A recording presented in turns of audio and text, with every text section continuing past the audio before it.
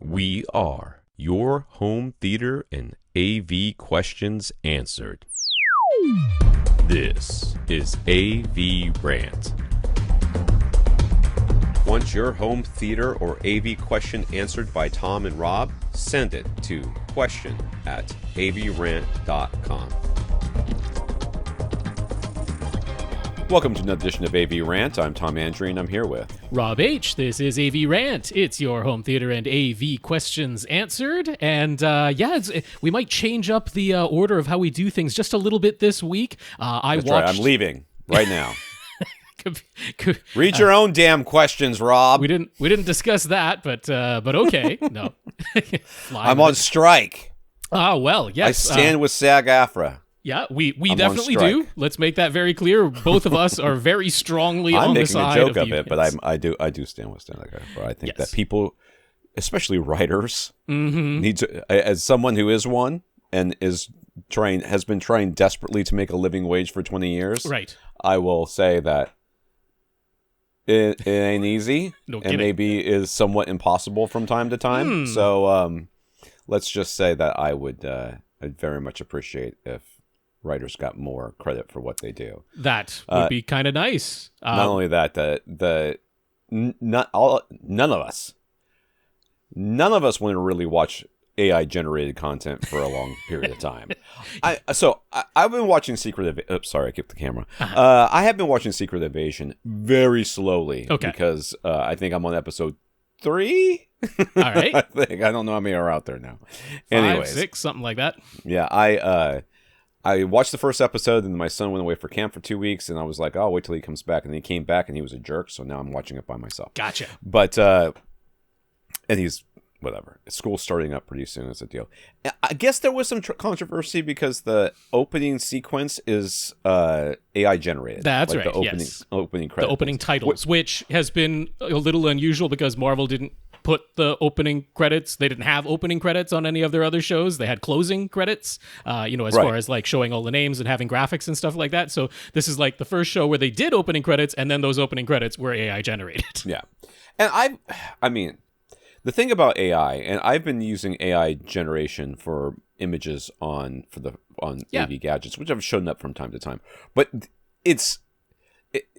people think you press a button and it just bloop, happens. Oh, sure, right? yeah. There's so much more to it than that. Like, I have to go through so much crap and then modify it and do all kinds of other things to make it into something that's usable. Right. And you would be shocked some of the things that come out of that thing. Okay. Like, I mean, and I'm not using one of the super nice ones. I'm using a free one that I found. Yeah. But don't ask it to make people. That seems to be problematic, which, I mean, they put to use in those opening credits of having weird-looking people. My point is like, without the intervention of writers or artists or whatever to make sure that... I've actually been to an art show here in St. Petersburg, where I live, that was... almost all of it was AI generated. Okay. But it's AI generated with an artist doing the generation and then modifying it or, changing things and choosing things based on their artistic eye. Right. So, it's a tool like any others, but if it's used indiscriminately or without care, or by people who don't know what they're doing, which, let's be honest, if we can say anything about studio execs, we can say definitively that they should, while not have no control over the movies that they're creating, infinite control is going to be bad. Because you can, if the DCEU has taught us nothing, it has taught us that. Oh, so, in every movie that we've ever seen, or series that we've ever seen, where the hand of the studio or the hand of the studio execs can be seen, it can almost be seen to come in and touch things, everything it touches turns to crap. Spider-Man 3. Can we all agree that when they insisted that Venom be in there, and Sam Raimi was like, I really don't want Venom to be in there, I'm not feeling that character as somebody who read those comics when they first came out and thought that Venom was pretty cool. I was like, I think Venom's awesome. Everything's very. But now that I've seen him on screen a couple of times, I'm like, yeah, I think Raimi had a point. Raimi had a point there. I don't know that maybe this is not the easiest character to do. So you have to have an artist or a writer behind it. And that, to me, is more of the problem than anything else. I mean, having AI-generated things is fine. I got no problem. Well, yeah, and I mean, let's be clear here: the writers and the actors who are on strike right now are not suggesting that they want to halt AI and have it have no place in the industry. I mean, that's an impossible ask anyway. That would be unreasonable and silly if that were the ask. What they're saying is, we don't want to get paid for one day and then have you say, well, we iterated on what you created for however long until we got something out of the AI that we thought we could make into a movie. We're only going to credit you for one day's work and pay you, that way. And we're not going to say that you're actually the writer or the actor in this thing because it was the AI who did predominantly most of it. So the AI gets the credit and we don't pay you any residuals. Like, it's money. It's the business side that is being argued right now. And you can see that this is not a new problem that's come to the forefront because of fighting AI. About money. No, that's not a new thing. Yeah. Well, I mean, and what they're talking about, the problem with AI, is a problem that has been going on. So I read, and I don't remember the numbers, and I don't even know how true it is because I didn't do enough background research to make sure that this is not just some sort of urban legend of the movies or the TV studio world.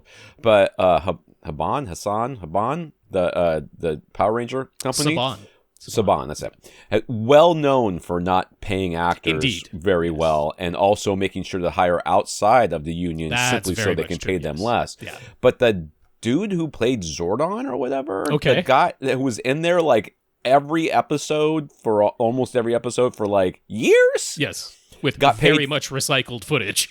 It was just the same footage over and over again, and he never got any extra money except for the per diem or whatever he got for that day for the very original shooting. Okay. Yeah, I've heard any number from $150 to $1,500. Okay. But in that range, he got what you can only. No one in their right mind would look at that and go, "Yeah, that's right. That's what you should get paid for being in every Power Ranger episode for a bajillion seasons or whatever it is." Because he keeps showing up. Mm-hmm. That Zordon character. I haven't watched Power Rangers in years. My autistic brother still watches it. But I, of course, haven't watched it. But every episode I've ever seen, he's been in there somewhere. Right. So, this is not a new problem. And the fact that they're having to go to the picket lines just tells you how desperate people are. They are at the point where they're like, listen, we'll sit here and suffer through as much as we can suffer through because we don't want to lose our jobs. But now our jobs are not worth keeping because we're not. I can't feed myself. I can't house myself. I can't clothe myself. I have to do something, and that's where they're at the breaking point. All of this we support them. Intro that we just went through was meant to be a bit of a preamble to explain that I did go out to the movie theater and saw 3 big movies this week, which is unusual for me. That means that I think we can all guess what 3 movies they are. There's only 3 big movies out there right now. And everybody's talking about. I didn't want to take up a whole bunch of time at the beginning in our regular What We Watched segment because we actually have fewer questions this week. I think we can get through all of them, and then we'll see how much time there is at the end, and I'll adjust accordingly for what I want to say about these movies, or even leave one till next week or whatever works out. So we just wanted to say Tom and I debated before doing this podcast about whether we should review movies, continue to do so, because we want to show our support for the unions, and if they don't want people promoting movies that are actively out there right now or promoting TV shows because the actors and the writers themselves are not going to the promotional junkets and are not doing interviews that are, about promoting the movies. Mm-hmm. But I mean, from what we could find, and we're not going to claim to be any sort of authority on this, but from what we could see being said by union representatives themselves, they are not asking for any sort of boycotts of theaters. They're not asking you to cancel your subscriptions. In fact, quite the opposite. They're not asking influencers to not talk about movies or not do their Instagram posts when they go to the theater. They're not asking reviewers and journalists to stop talking about movies and shows that are out there right now. In fact, quite the opposite, because at the moment, at least from what we could see, looking at things, they're saying, they don't want the producers to be able to twist it around and say, hey, we're all losing money, and therefore we can't possibly pay you what you're asking for because look at the recession that we're going into in the entertainment industry. They're like, no, show them the value of the things that we create, show them that the revenue is there if it's made for the audience to consume, and therefore what we do has value. At the moment, that's the argument that I'm seeing out there. So with that, we're going to leave what we watch until the end of this episode. I am going to review those movies. If things change drastically, I'm perfectly happy to pull the episode down and re-edit it and put it back up or something like that. But that's the way we're going to proceed for now, as an explanation of what we're doing on the show. Yeah. Yes. Mm-hmm. Yes, and I think that writer should be paid. Yes. Selfishly, I think that. All right, so we'll get right into the episode here, and at the end, Rob will talk about the movies that he watched. That's right. I watched nothing. I was telling Rob before the podcast, with the school starting and the end of summer, and basically everybody in this house being at everybody else's throats right now. Okay. Because of our close proximity and everything else. I think that the chances of me sitting down and spending 2 hours in front of a movie, or 3 hours in front of a movie, depending on the movie, is very slim. And I'm not going to the movie theater. I've already felt like I've taken my chances with communicable diseases by being on planes and in other countries. And we went to Busch Gardens this weekend for my son's birthday, and with delays in getting in and rain delays and lightning delays and everything else, we waited in line for 4.5 hours for one ride. Fun. It was a good ride. Yeah, I'm not going to say I'd never been on that particular roller coaster before. It was a good one, but it wasn't worth 4.5 hours. So hours good, maybe not. Yeah. So and I was standing next to a bunch of people that I didn't know. So there you go. All right. It's AVRant, the podcast that answers your home theater and AV questions. Get your questions answered. All you have to do is ask by emailing us at question@avrant.com. You go to avrant.com, find our old podcast episodes and our show notes along with Flickr albums, so you can follow along with the pictures we're talking about in the episode. You can find us at facebook.com/AVRant podcast, youtube.com/AVRant. The pictures will be shown up on the screen if you're watching the AVRant. On YouTube, yes. The YouTube version. It's just our recording session, so we're not super technical about it. A couple of heads. Contact us directly, rob@avrant.com. There is no more Twitter. It's X now. That's officially a thing. We can officially say Twitter is dead. The guy who owns it killed it. So, I mean, I think it's pretty much a case of it was going to die anyway, so if anyone's going to kill it, it's going to be me. Seems so more dumb. Likely. I was talking to I don't think I mentioned this on the podcast, but I was talking to somebody the other day about things that people like to say, including me, like to say things are dead, things are going to die, they're going to kill it, right? Yeah. And then it never really dies. It just kind of, there's a lot of websites that were supposedly dead, or Tumblr, for example. They changed the terms of service or whatever, and I think it went through a couple different owners or something along those but it's lines. still sort of out there. There still is really a site called that. There still is a MySpace that Friendster, I think, is actually dead. Yeah. I don't think that exists anymore. Dig was a thing, right? Or Dogpile or whatever. Anyways, so some things do in fact die, but they never die quite as quickly as you think they're going to. Right. Twitter pretty much Elon Musk was on a schedule. He was like, I gotta get this thing killed in under a year. And wouldn't you think the name Twitter and the bird logo and everything had some intellectual property value to it? Nope. Not if Elon says it doesn't. I guess so. The letter X, apparently, which... If this was April, I'd be like, this is the stupidest joke either. Or if this was an Onion headline. Right. I mean, there's so many ways that you could convince me that this wasn't real. Oh, yeah. And that's just, it is. I'm like, this is what it's like to live in a bubble, by the way. In case you're wondering what it's like to surround yourself with people who think you're brilliant and everything that comes out of your mouth is gold. This is what happens when... I honestly don't want to give much more oxygen to it, so...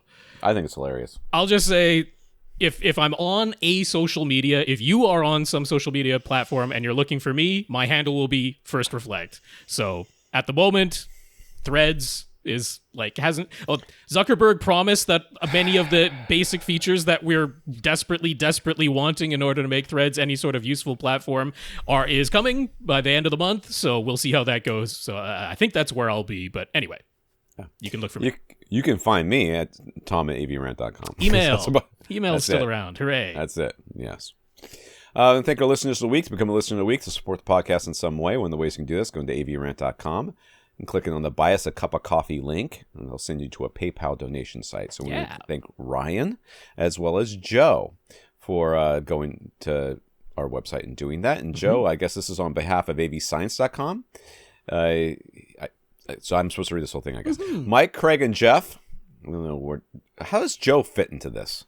I'm not exactly sure. I mean, I guess I know he works alongside the AV Science guys sometimes. I don't think he actually directly works for that company or anything like that, but the company he does work for works alongside them. Thank you, Joe, or whoever. Yeah, first of all, thank you, Ryan. Thank you, Joe. Yeah, pseudonym you're working for. Mike, Craig, and Jeff from AV Science appreciate our support, and they'd like to ask another open-ended question for both of us here. What was the best home theater experience, the audio, video, and room presentation combined that each of us has ever had? Was it in our own home, someone else's home, or perhaps a demo at a store or trade show? Do we remember what we watched? I'll think about that for a second while you answer. You know what? I'm going to say the best experience I've had was in my own theater, in my current theater, in my apartment. It was after I got all of my Ascend Acoustics Sierra RAL speakers, got them fully set up for the first time. Back then, we didn't even have Atmos or DTS-X yet. It was DTS... What was it called? Neo X? Yeah. There's too many N's because there was Neo 6 and then Neo X and now Neural X, but it was Neo X at the time. It was watching the Chris Body in Boston Blu-ray, which I had watched before, but a concert Blu-ray. But seeing that in my theater set up with those speakers, everything dialed in, a pair of SVS cylinder subs and everything like that. That I'm going to say is the best home theater experience that I have had. So it wasn't even a movie; it was a concert, a live concert recording, but stellar recording quality. That answers all the things they asked. Right? That was my place. That's what I watched, and in my own house. There's so many answers to this question that I could give you. I can give you my most memorable movie theater experience was, of course, watching Jurassic Park, and because that just elevated movies to a completely different level. Nobody had ever seen anything or heard anything like it before. Couldn't tell you what Cineplex it was, but at the time, you couldn't even show the movie if you didn't upgrade the movie theater. So it really didn't matter which movie theater you went to because they were all going to be upgraded. You had to get the DTS system at the time. Seeing The Matrix in the very first time, and that movie, and that was in. But they're asking for home theater experience, Tom. Home theater experience, not out at a cinema. And that also kind of throws me too, because the very first home theater experience I ever had was not in a particular. I couldn't even tell you what the TV or the speakers or anything was, because it was just I never experienced surround sound at home before. Well, that's a perfectly reasonable answer. It was a brand new experience that made an indelible mark on you. Yeah, and I've told the story before, so I'll truncate it here. But I had just finished watching Jurassic Park on my TV at my own apartment, and my friend came over and said, "Oh, come watch it at our apartment." I was like, "Well, I just watched it. Why would I watch it again?" He goes, "No, you're gonna want to watch it again." And went over there. I was like, "Oh my god, this is amazing!" But I've had similar immersive experiences before. In 5.1, I remember the first time I watched The Ring, my son was like months old, and I was so engrossed in that movie, though, even though I had to stop it every 5 to 10, 15 minutes to go help my wife or deal with my son or whatever, I was still so engrossed in it that I never left that state of heightened anxiety that I got throughout the entire thing. But was that because of the audio? Because it wasn't the video, I'll tell you that much. Was that because of the audio?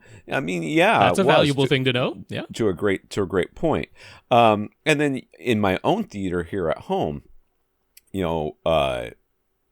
watching in full, got room treatments, got subwoofers properly set up, nice even bass response all the way across, and rewatching movies that I have watched before and hearing bass be different and better and deeper. I mean, the test movies I would use before, like the beginning of the Clone Wars and some of the stuff that I would watch over and over again, I've seen them so many times that to hear them was pretty amazing. So all that kind of qualifies. So, I think that answers the question nicely. All right, thanks, guys. All right, so that was our some of our listeners this week. other listeners include our 134 patrons over at patreon.com. Patreon's a service that you sign up for to become a monthly contributor to our podcast. And right now we've got 134 of you, including Martin. So thank you very much. That is right. That is patreon.com/AVRant podcast. If you would like to sign up to make an automatic monthly donation. So big thanks to our 134 patrons over there. Martin, thank you for being one of them. We also got notes of gratitude for keeping the podcast going through whatever terrible thing is happening in the world right now. I don't know what to say. Are you guys up there having floods or fires? I cannot remember. It keeps changing. I mean, the fires are still the big thing, but we just did have a big rainfall, so some areas got some flooding because it's been so long. Yes. Okay. Well, way to see if you can get your bingo card of plagues filled out. Oh, yes. For one year. Here we go. So we got notes of gratitude from Brian, Martin, Noel, who uses a TuneIn radio app in their car in either TuneIn or Pocket Cast for Sonos to listen to podcasts at home. AVRant shows up via search in the car app and then in the Pocket Casts on Android, but for some reason when using the Sonos S1 at home, TuneIn gives an error message that the connection was lost and Pocket Cast can't find AVRant at all. Weird. Yeah, welcome to the wonderful world of technology. Indeed. AI is going to fix it.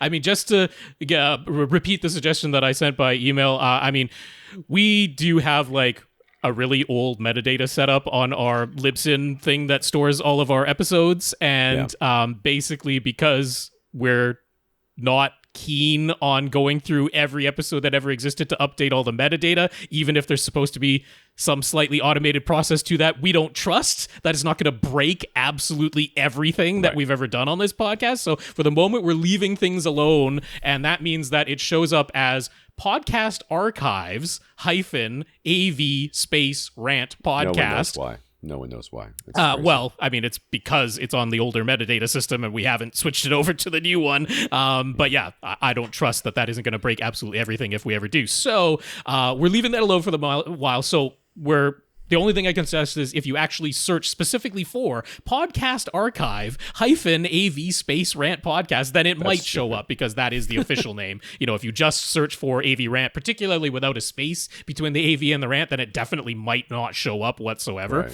Right. So yeah, if we search for the exact name under which it is currently listed because of the metadata situation, that might help. And that is podcast archive -AV rant podcast.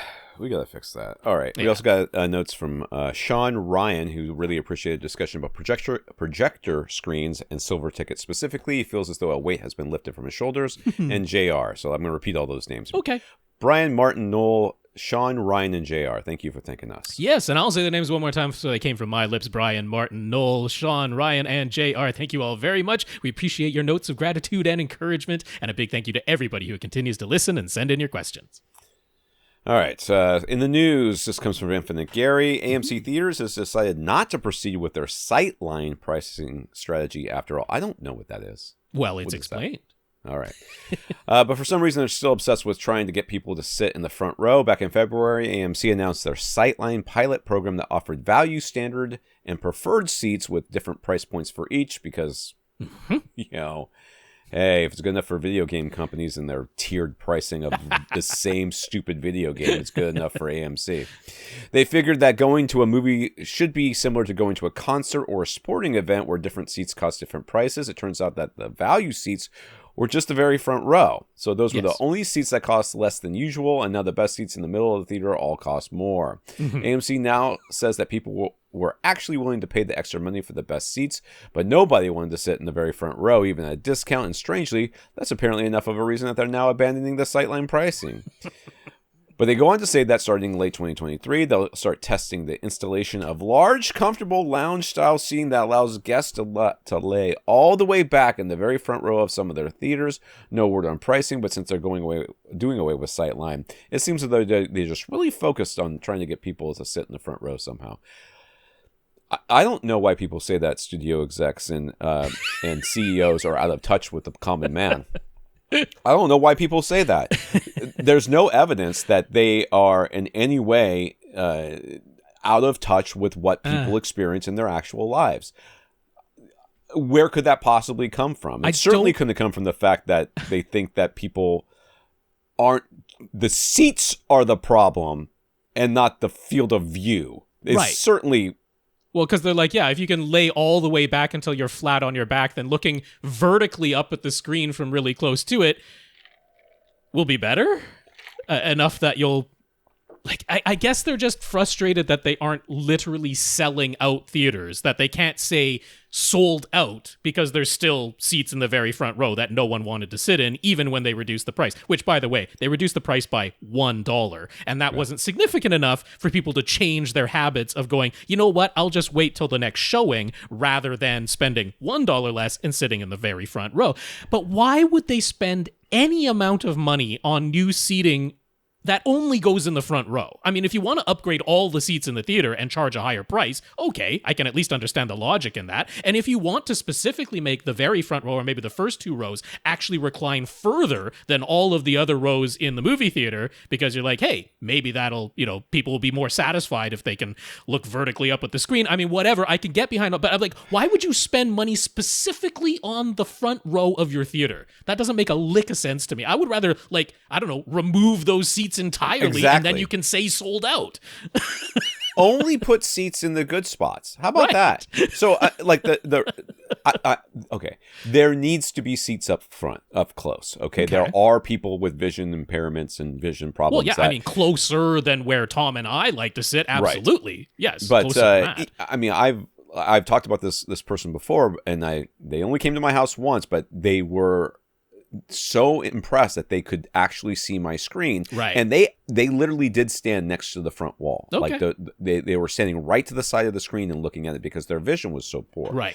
And this is the first time they've ever really been able to experience. We were playing a video game at the time, I think one of the Rock Band games, and this is the first time they'd really been able to experience it because they could actually see it. Yeah. So there are reasons to have those seats up there, but if it's a bell curve, that there's not very many people who need to be that want to be that close, and in the other end of it, there's not that many people who want to sit 5.5 miles away from a screen either. Sure. So, but there's going to be somebody.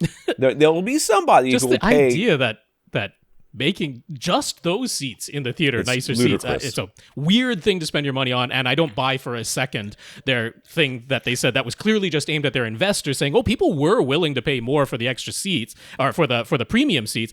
If that were the case, you would have kept doing it, and you wouldn't have cared about the front rows. So that was obviously a thing they wanted their investors to hear. But I don't know. I don't understand the logic behind any of this, and there you go.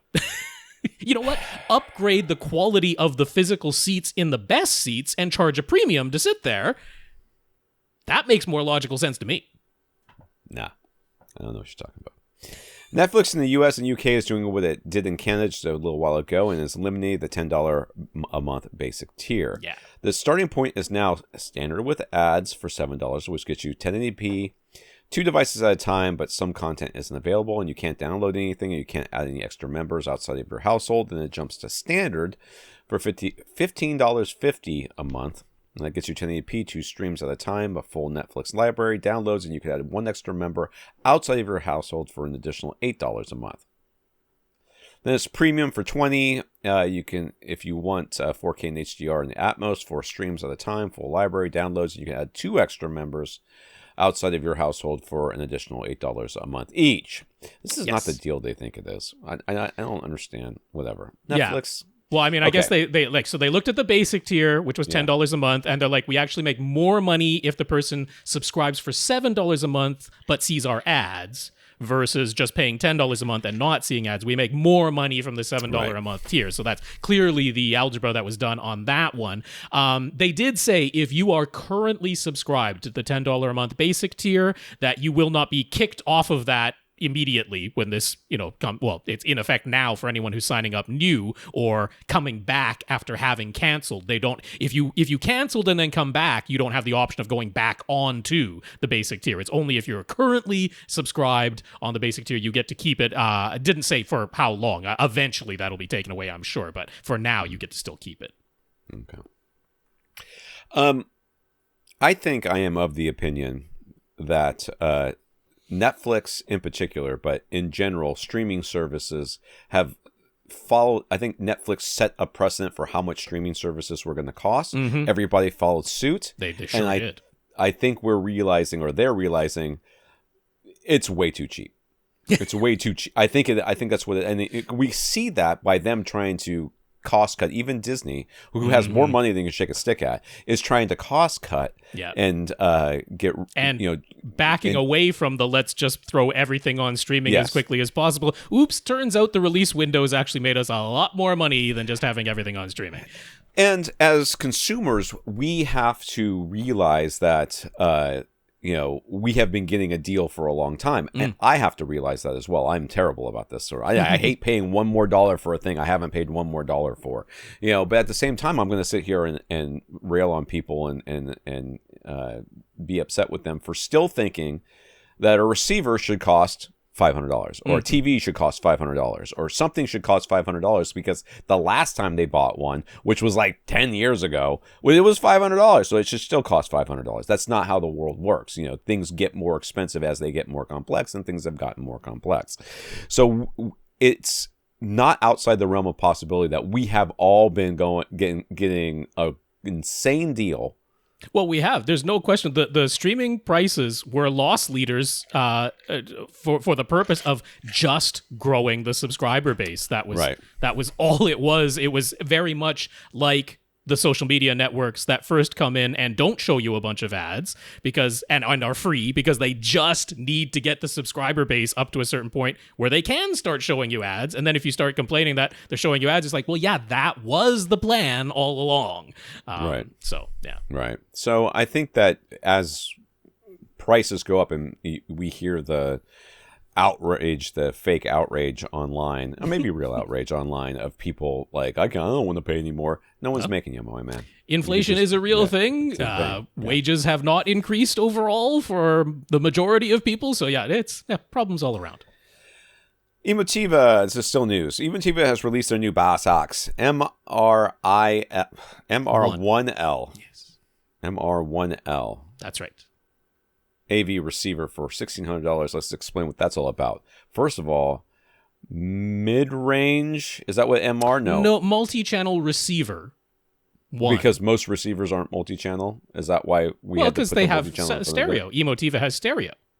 Yeah. So those are SR. This is MR, multi-channel. Okay, about a year and a half ago, Emotiva released their $1,100 BasX MC1 Pre-Pro. It was a slim unit with RCA pre-outs only, except for a pair of XLR pre-outs for the subwoofers that ran in parallel with the two RCA subwoofer pre-outs that could be configured in 7.2.6 or 9.2.4 speaker setup. It offered HDMI 2.0 ports, no HDMI 2.1 at all. So for any HDMI 2.1 sources, you need to plug those directly into your display and rely on eARC. It included Emotiva's EmoQ auto setup, no DRAC. Then back in March of this year, Emotiva released a $2,000 BasX MR1 receiver. It was quite literally the MC1 Pre-Pro with 11-channel amplifier built in. 100 watts per channel, all channels driven, or 160 watts per channel, 2 channels driven with an impressive 115 dBA.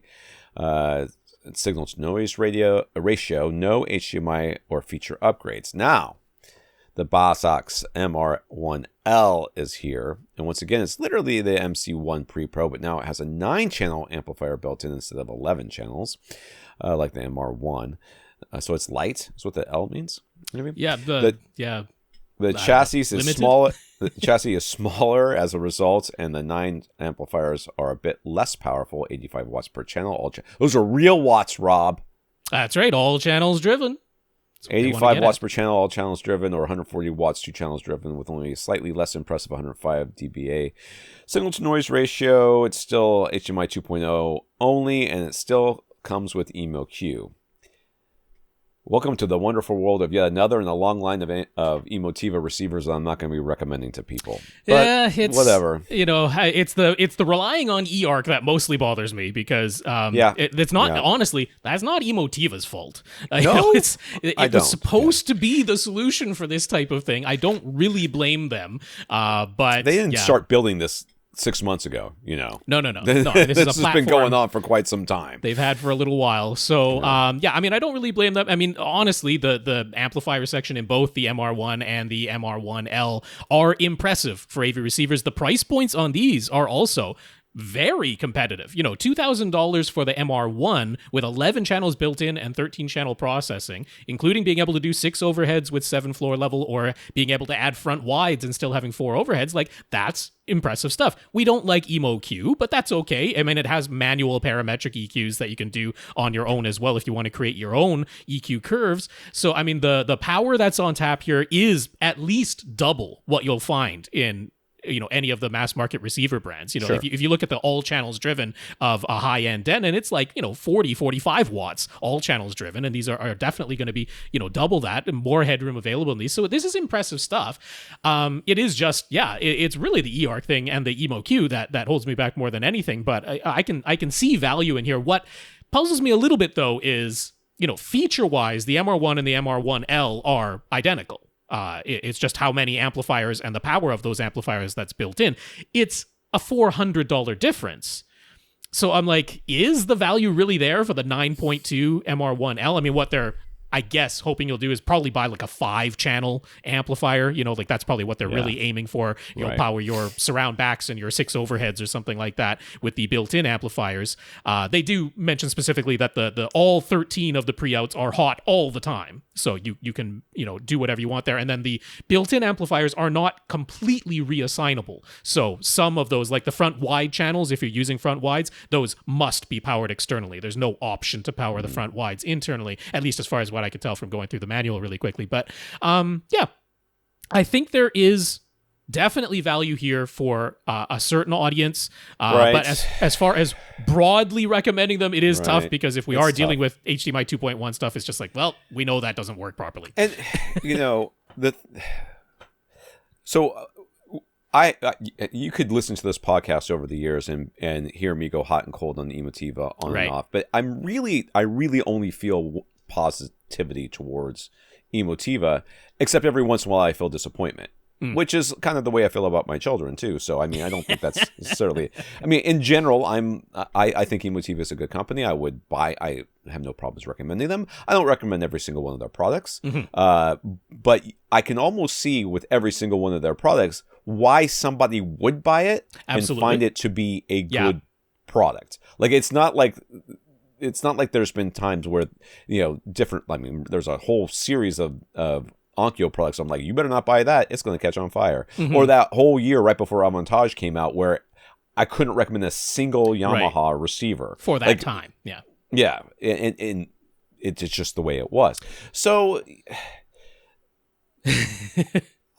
I can look at this, and there's a lot of people out there who really don't care about HDMI 2.1. Well, there's no reason for them. I'm right now kind of in that boat. I mean, most projector owners aren't going to need it or have to worry about it, the majority. And I mean, honestly, if you aren't doing 4K 120, if you're not a gamer, then this doesn't really impact you, because HDMI 2.0 can do 4K 60 just fine. But from our perspective, like from my personal perspective, I could own one of those and be like, woohoo, I'm fine. Right? But I still wouldn't recommend it for you. And the reason is because it's only one announcement away from HDMI 2.1 being necessary for everybody. That's right, yeah. You know, they're gonna announce one product. There's going to be a variable refresh rate thing that goes on with some video source, and then that's... Yeah, they're going to get QMS to work, or they're going to figure out some way to not have black screens constantly throughout everything with HDMI.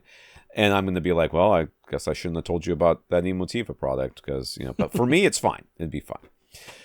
So I guess Rob had to comment on this one. Is that what I'm supposed to read on this? Anyways, so there was didn't we skip the Denon thing? We already skipped that. Oh, right. You sent that to me, so I did. You wanted to talk about it, Yeah, Denon has finally rendered out their S70 series of AV receivers by announcing the 5.1 channel AVR S670H for $550 and the 7.1 channel S770H for $650. So $100 difference there.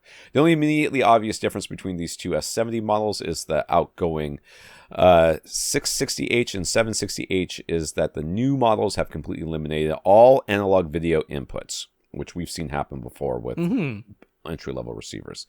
The S60 models still had a couple of composite video ports, but those are now gone on the S70s, and that's HDMI only when it comes to video. Both still have 3 HDMI 2.1 inputs and 3 HDMI 2.0 inputs with a single HDMI 2.1 output. Both are still rated at 75 watts per channel, 2 channels driven. Odyssey Multi-Q is on board for auto setup, and that seems to be about it. So this is going to be your go-to for your, I only want to have 5 speakers. I don't care about... Well, I mean, at the moment, while they're still available, I'd go snap up a 760 because as far as I can tell, the only thing that changed was taking away the composite video inputs. So given that the 760Hs are on sale for $500 right now, and the new 770 that just came in is $650, I'd go ahead and snap up a 760 if that was what you wanted with 7 channels. Yeah, they just announced that. I just got that announcement today. Yeah. So there you go. All right. Anyways, Rob has to come on this. There was a stir online when several entertainment news outlets reported that Disney was releasing a Steelbook Blu-ray collector's edition of WandaVision, but that was literally just the case. No Blu-ray discs inside. What? Yes. Collector's edition Steelbook case. No discs. But no discs. Yeah. All right. Well, thanks to Bill Hunt over the digital bits, it's now become clear that this is not an official Disney product release, but the confusion was understandable. This really is a Steelbook Blu-ray cover for WandaVision that doesn't have any Blu-ray discs in it. It's being made by Manta Lab in Hong Kong, which is a legitimate Disney licensee that has made several official Steelbook cases for Disney, but this WandaVision one is something they did on their own. Disney Consumer Products responded, while Manta Labs is a legit licensee of Disney and does create custom steelbooks for Disney Blu-ray titles through the Disney Consumer Products. The pre-order for a discless WandaVision was a surprise to some, and we are looking into it as well as speaking to our partners in the market. Somebody over there is getting spanked. Okay, that's what's happening. So the reason why I commented on it is, I did see this going off on reputable entertainment news sites where they were like dragging Disney for this. They're like, so you're going to release a case, but you're not actually going to do a physical disc release of WandaVision, which is a whole thing right now. People are like, can we get some of this Disney Plus content on discs so that if you decide to take it away or alter it on us at some point in the future, we can have a version we can keep and hold on to. Disney has no interest in doing that. So they were being dragged for this. This one we can't actually say is Disney's fault. A legitimate licensee, which is why these entertainment outlets that were reporting on it didn't immediately peg this as being like a knockoff or something, because of course you can go to places and they have knockoff things for pirated discs and stuff that doesn't exist. I mean, anybody can throw some artwork and manufacture a slipcover. Like, that's not the hardest thing in the world. This is a steelbook, but you see that stuff for other discs. But like, this one was coming from a legitimate licensee that Disney recognized. That, like, they said it themselves, yeah, they're a legit company, we work with them, but this particular thing, nope, that wasn't us. Right. That's weird. Yeah. Whatever.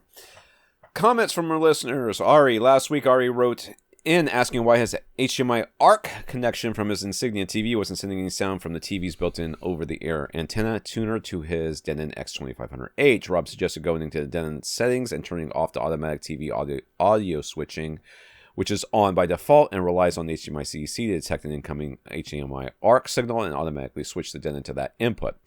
With it set to off, you can now use the TV audio input source button on the Denon's remote to manually go to the HDMI ARC input, just like any other HDMI input on the receiver. Mm-hmm. Ari just wanted to report back that it worked. Yeah. He's now able to hear audio from his over-the-air antenna being sent to his receiver via HDMI ARC. No alteration to any of the cabling was needed. So there you go. We were right. Or I am happy to hear back from that. And yeah, I'm glad that it was like a setting you could change and it got it working. That is definitely what I prefer. Yes. Thank you. Nick, a little while ago, we helped Nick with the settings in his TCL TV and Denon receiver to get 4K HDR passing through and displaying properly from his PS4 Pro console. As a reminder, he had to manually switch the HDMI input setting on his TCL TV to standard mode, which means HDMI 2.0. Instead of compatibility mode, which means HDMI 1.4. After doing that, he was confronted with a prompt asking if he wanted to activate auto low latency. We said that with the PlayStation console, you have to manually activate game mode regardless, since PlayStations don't all use ALLM while Xboxes do, and that TCL TVs let you turn on game mode within whatever picture mode you are already using, rather than making game mode a separate picture mode all on its own. So we went through all of that, and once again, it worked. Yay! But not only that, activating game mode made a huge difference to his gameplay, a way bigger difference than he ever anticipated, since he thought it would be subtle at best, if even noticeable at all. How wrong he was. The game that In games that rely on twitch reflexes like Tetris Effect and Hollow Knight, having game mode on dramatically changed his gaming results. He immediately started scoring S and SS ranks on Tetris Effects levels where he had been stuck at an A or B rankings for over a year. And in Hollow Knight, he suddenly found himself with enough reaction time on some of the bosses to actually take a step before having to dodge the boss's attacks, whereas he always had to dodge immediately before. It actually made his results seem worse for the first few minutes until he adjusted, but then it made avoiding getting hit so much easier. So if your TV has a dedicated game mode, it's no joke. It's not just for gamers blaming a loss on lag. Now he knows if he messes up, it's entirely his fault now, until they create a faster. Sure. Whereas before, his TV's response time honestly was holding him back a bit. Yeah, fair enough. Yeah, so I just wanted to comment. I mean, I experienced something similar to this myself when I first got my LG OLED, my older one, the one that I don't have anymore. Like I was like, okay, is this like putting it into 120 hertz mode, the low lag mode? Like, is it honestly going to make any sort of a noticeable difference? Then I was like, oh. Yeah, you know what? You can genuinely feel it. Like before, I was used to, okay, I've got a controller in hand, I'm moving the thumbstick, I see the character responding, and like that all felt responsive. And then I was like, for whatever reason, you put it in that very, very low latency dedicated game mode. I was like, it feels as though the screen is now like physically attached to that stick in my thumb. And there's like, you can tell that little bit of it. I mean, in my case, it was going from a display before that was about like 45 milliseconds of lag time down to under 10. And it was noticeable. It was plainly noticeable. So I'm right there with you, Nick. And yep, it is worth it for, games that rely on fast reflexes for sure. There you go. It's still not going to make a difference for anything else, though. I mean, I'm still terrible. I'm still going to lose everything, but you can feel it. Even me. You're not terrible. We used to play games together. You weren't terrible. Yeah, I used to. That's a great ages ago now. True. I haven't played in a long time. Mario Party. That's where I'm at. I can do Mario Party. An HDMI-CEC hack that I found on the blog post from someone named Bonnie Gopalin. That sounds like Pollen. I don't know. That's what Gopalin? I don't know. Anyways, he was experiencing annoying audio dropouts via HDMI ARC whenever he had a cable box connected to his system. Does this sound familiar to anyone? Indeed. We had a question just like that not long ago. So he did some sleuthing and found that pin 13 on an HDMI cable is solely responsible for sending the HDMI-CEC signals. Audio, video, clock, and handshaking signals can still function without pin 13.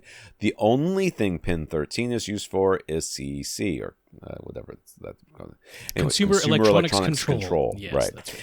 So he simply covered pin 13 with a tiny piece of electrical tape on the HDMI cable plugged into his cable box, and voila, no more HDMI ARC audio dropouts. CEC really is the problem, not ARC itself. So there you go. We just had somebody who was like, I understand why it keeps cutting in. We said it was a handshake issue and everything else, and this might solve that problem as well. Such a strange thing.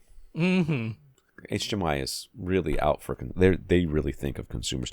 Luckily, everybody over there, there's no CEOs over there, because if there were, then they would be completely out of touch with how people actually use their products. I don't think anybody at HDMI uses ARC or eARC. I don't know. I don't think they do. I don't think anybody that makes decisions over there does. I'll be honest with you. I don't think anybody over there knows how to connect, at least in the decision-making tree, the top level people know how to connect up a home theater properly by themselves. I don't think they could do it. I don't think if you gave them a pile of speakers, a pile of electronics, and a pile of cables, they could put it together. Right, that if they ever did it themselves, they go, why is it like this? Yes. Why doesn't it just work? I would give them a game system, a sound bar, a cable box, and an AV receiver, and a TV. Yep, and like maybe a streaming box. Maybe give them an Apple TV or something. I would give them an older receiver that didn't have HDMI 2.1. Ah, okay, yes. I think it could have HDMI 2.1, but it couldn't. Yeah, it couldn't pass 4K 120. Something like that, and let them figure it out. Like lock you in the room until you get it worked out. All right, we're going to have questions here. Hold on one second. Press this button. Go back. Okay. Dazz. Dazz is wondering if it would be a fool's errand to flip Flip.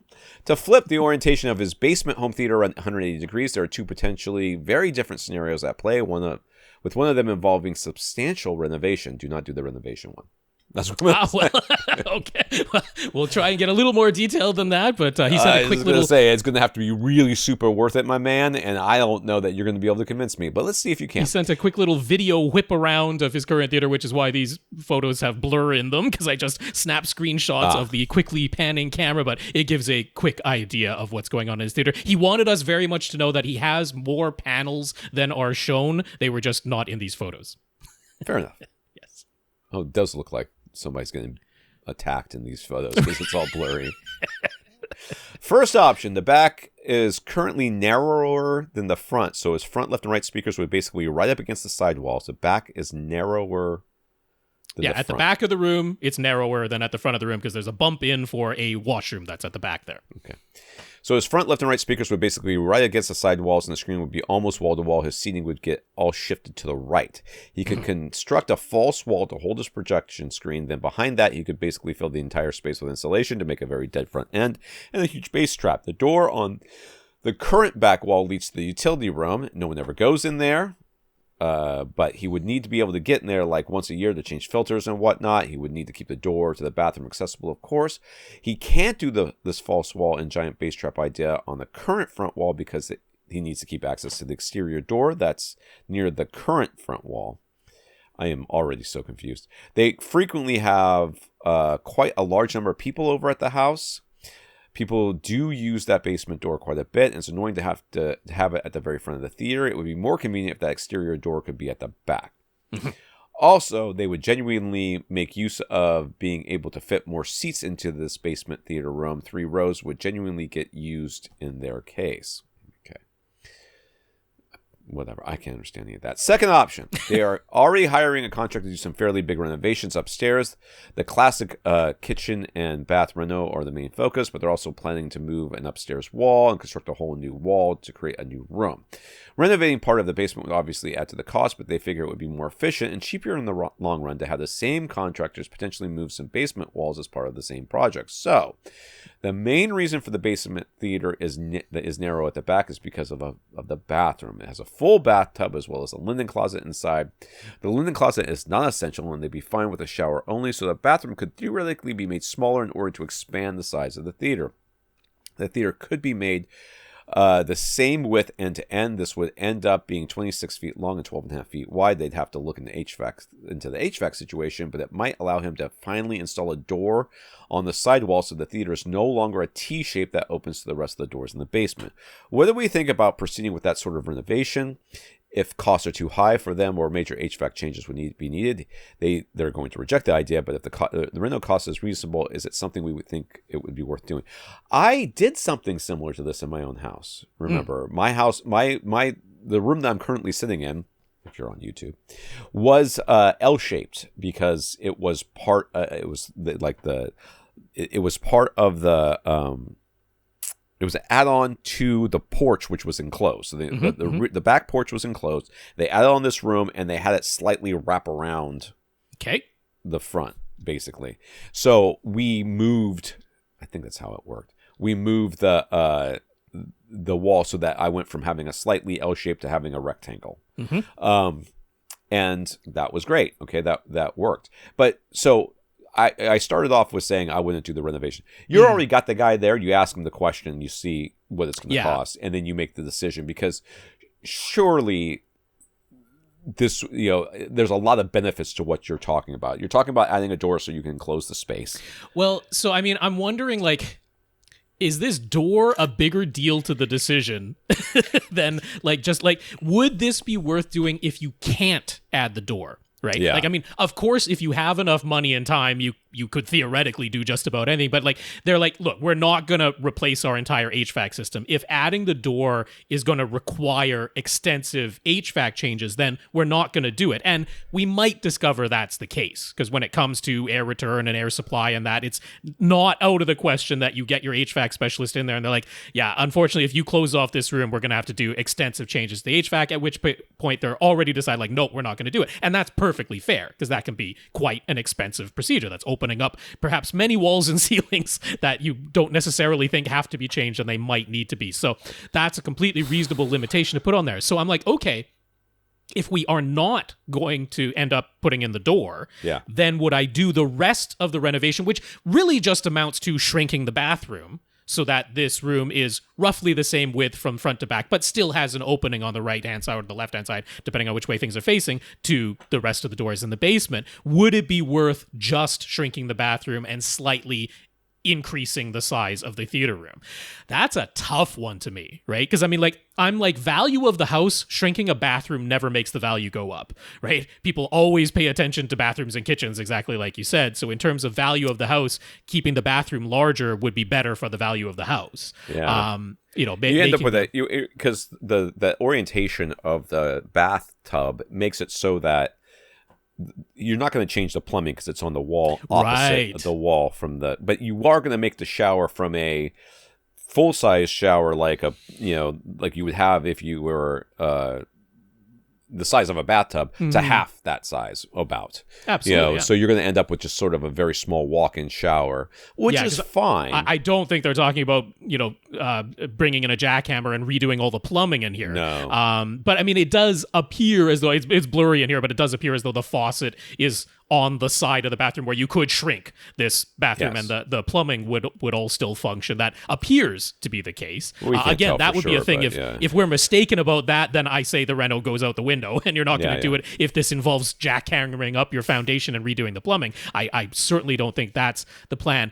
I'll tell you what, the real question here is, what else are you doing in this house? Because you're already renovating the house, right? Yeah. Why? I mean, I know everybody wants to have their home theater in the basement. Mm-hmm. You know what else is great in the basement? A bedroom. And that's what this sounds like to me. Is like, it's kind of already, it's a mother-in-law suite. And yeah, it's open to other parts of the basement. But, if it's just a place where people go to sleep or people live, you don't need that door. So, like, that we were talking about. is there a space of similar size upstairs that or could even end bigger. Up being turned into the theater? That's already enclosed or can be enclosed, right? If you're already doing other renovations, move the home theater to another room, turn this into like a mother-in-law suite or a workout room or whatever you want with its own bathroom, and then you don't have to worry about renovating this. And if it's just you're looking for privacy, you can put like a curtain or a screen or something over that opening so that people know not to go in there if it's closed, that sort of thing. So like I just want to say about the current back wall that has the door that goes into the utility room, like it's not out of the question. Like I think you would need to get a retractable screen. I think you'd have to replace your screen with a retractable screen and then having access to that door.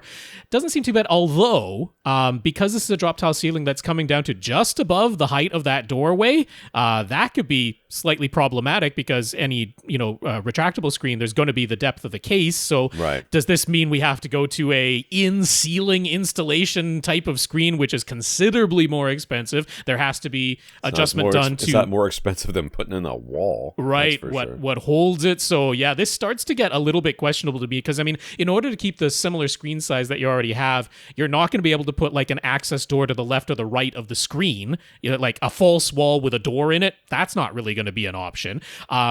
I don't think anybody in Spectre would be happy if you had like the only way to get to that utility door is through a crawl. I don't think that would work. Maybe it's possible to flip that door because right now it looks as though this door opens into the theater, not into the utility room. I don't know what's on the other side of that door. Maybe you could change it so that the door opens into the utility room and that would do away with the problem. Then you could have a retractable screen, but that's just a consideration. But I think there's probably some way that you could make it so that you could still get to that utility door and have a screen that comes down in front of it. So then if that's the case, so there's a lot of ifs here, right? A lot of caveats going on. But if it's reasonable to install a retractable screen that can come down, you can still access the utility room door, and that isn't a big problem. And this is my opinion, and it turns out you are able to put the door on the theater and turn this into an enclosed room. Then, if it isn't too expensive for you to shrink the bathroom, I'm thinking, okay, now we're checking multiple this is very nice to have boxes to the point that I think it tips the value scale to, yeah, you know what? I think I'm going to do it. I'm going to now have a more rectangularly shaped room. It's going to have the exterior door that I really would prefer to have at the back of my theater at the back of the theater now. I'm able to still get to the utility door when I need to, and I'm able to enclose this theater. I'm like, okay, that's a bunch of check boxes that tips the scales for me. You start removing any of those check boxes, and I'm like, I don't think it's worth the cost and the hassle, right? You start removing the, I can't enclose this room. Now it's a big question mark to me entirely. Now it's just making the back of the room wider.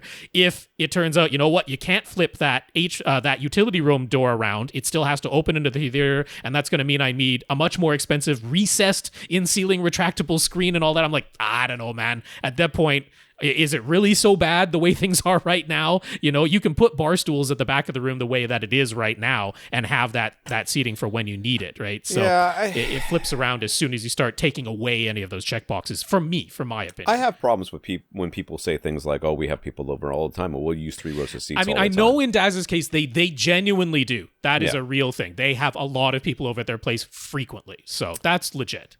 Yeah, it's just... you know, doing all of these renovations, doing all this stuff to add that 3rd row of seats when you can do other things because face it. Yeah, like you can no do matter it how already you just in a more compromised way. Yeah. But you could do it already. Yeah. Yeah. I don't know. Yeah, like I think I would look at the cost of, I mean, you could still flip the room and and do the retractable screen. Acoustically transparent, you know, I mean, it's going to be expensive. Like you can't leave everything exactly as it is, just put in a retractable screen and have that work right now. Not unless it's far enough forward that the door can open all the way, which I don't really think was the plan. Maybe it was, but I mean, I'm just saying, if you literally don't change anything right now besides flipping it 180 degrees, there's still more considerations going on than it's but just you got to look at all that. Those costs and whether or not it's going to be worth it in the long run and what it's going to do to the value of your house. I mean, I think that, you know, expanding this room and shrinking that bathroom and putting a door on it just in the value of the house has value. Okay. I mean, I don't know that you'll get your money back out of it, but most people are okay with like a mother-in-law suite having nothing but a shower. Yeah. You know, a small shower. I think it's fine. And a larger room is more valuable than a smaller room, generally speaking. And a door being on a room is more valuable than not being a door on a room. Yeah. So if you can put all those things together, I think that... Yeah. So we got like 4 check boxes. If you check all 4, we think it's worth it. Yeah. Yeah. Steve has a Denon X4000 receiver with a 5.1 speaker configuration. He plays a lot of content from his NVIDIA Shield. Is there a simple way to have his system just play back any given audio signal as is, no upmixing by default? He knows he could press movie or music button on his Denon's remote to cycle through the various listening modes until it's just using stereo for stereo and Dolby Digital for Dolby Digital, etc. But are there settings he could use in his Shield and Denon that would just make that all automatic? Once you've done it once, it's done. Once it's done. I mean, I don't know what you want us to do about that. In a way, the automatic one to do without purchasing anything new would be to do a factory reset on your Denon, because by default, the Denon will do this the first time that it detects an incoming signal. It'll just, by default, play it back in the standard mode that you've got. As soon as you press any listening mode button even once, it's changed and it remembers what you used last, and it's no longer automatically this way.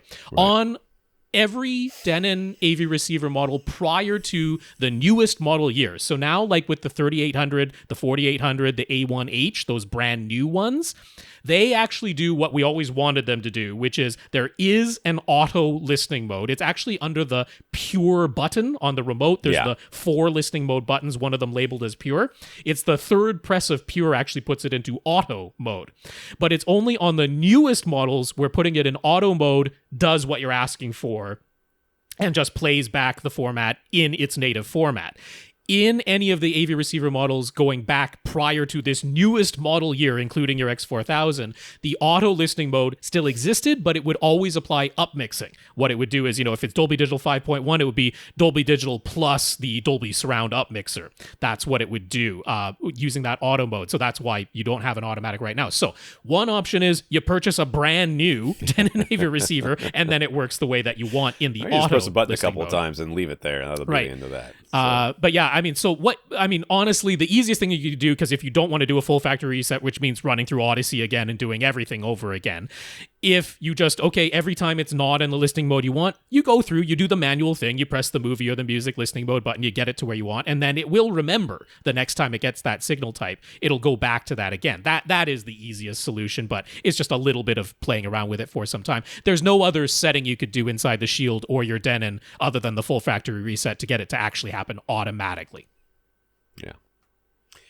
Alan has a 4-year-old son that threw a big temper tantrum the other day, pushing on their plasma TV and throwing Duplo blocks at it. He managed to break it. We have some images here.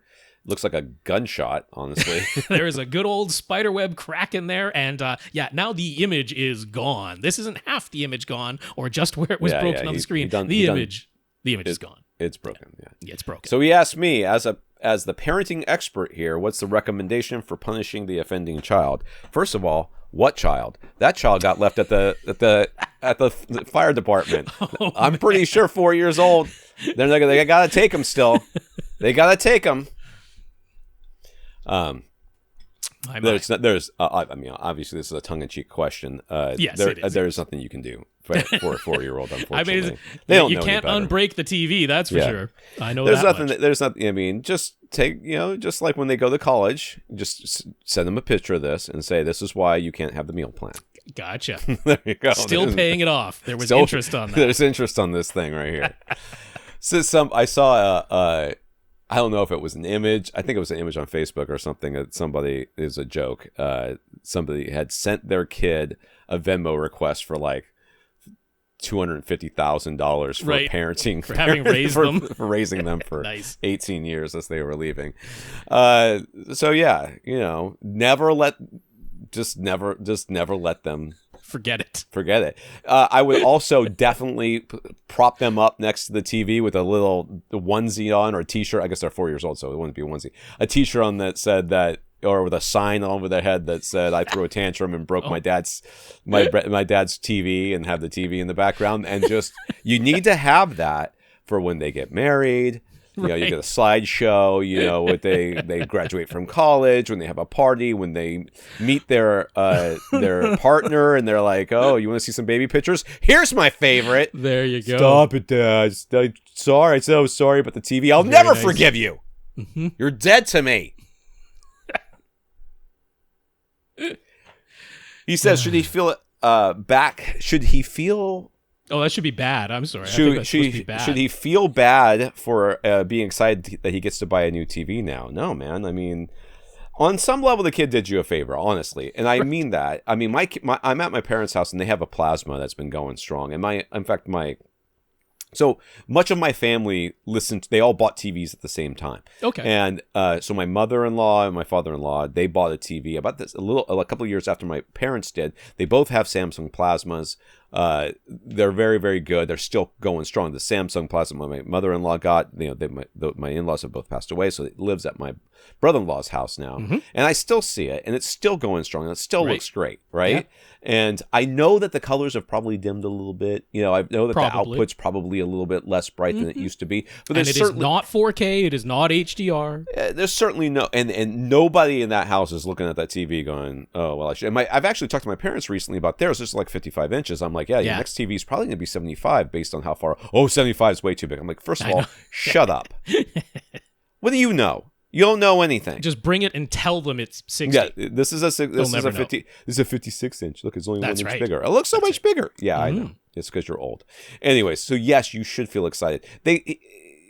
You're going to be able to get a much bigger TV, probably, almost certainly. Mm-hmm. It's going to be much lighter, and it's probably going to cost about the same as what you spend on that plasma. To be honest with you, probably and it's less. It's going to be a lot bigger. It's going to be a lot better. So nope, you shouldn't feel bad.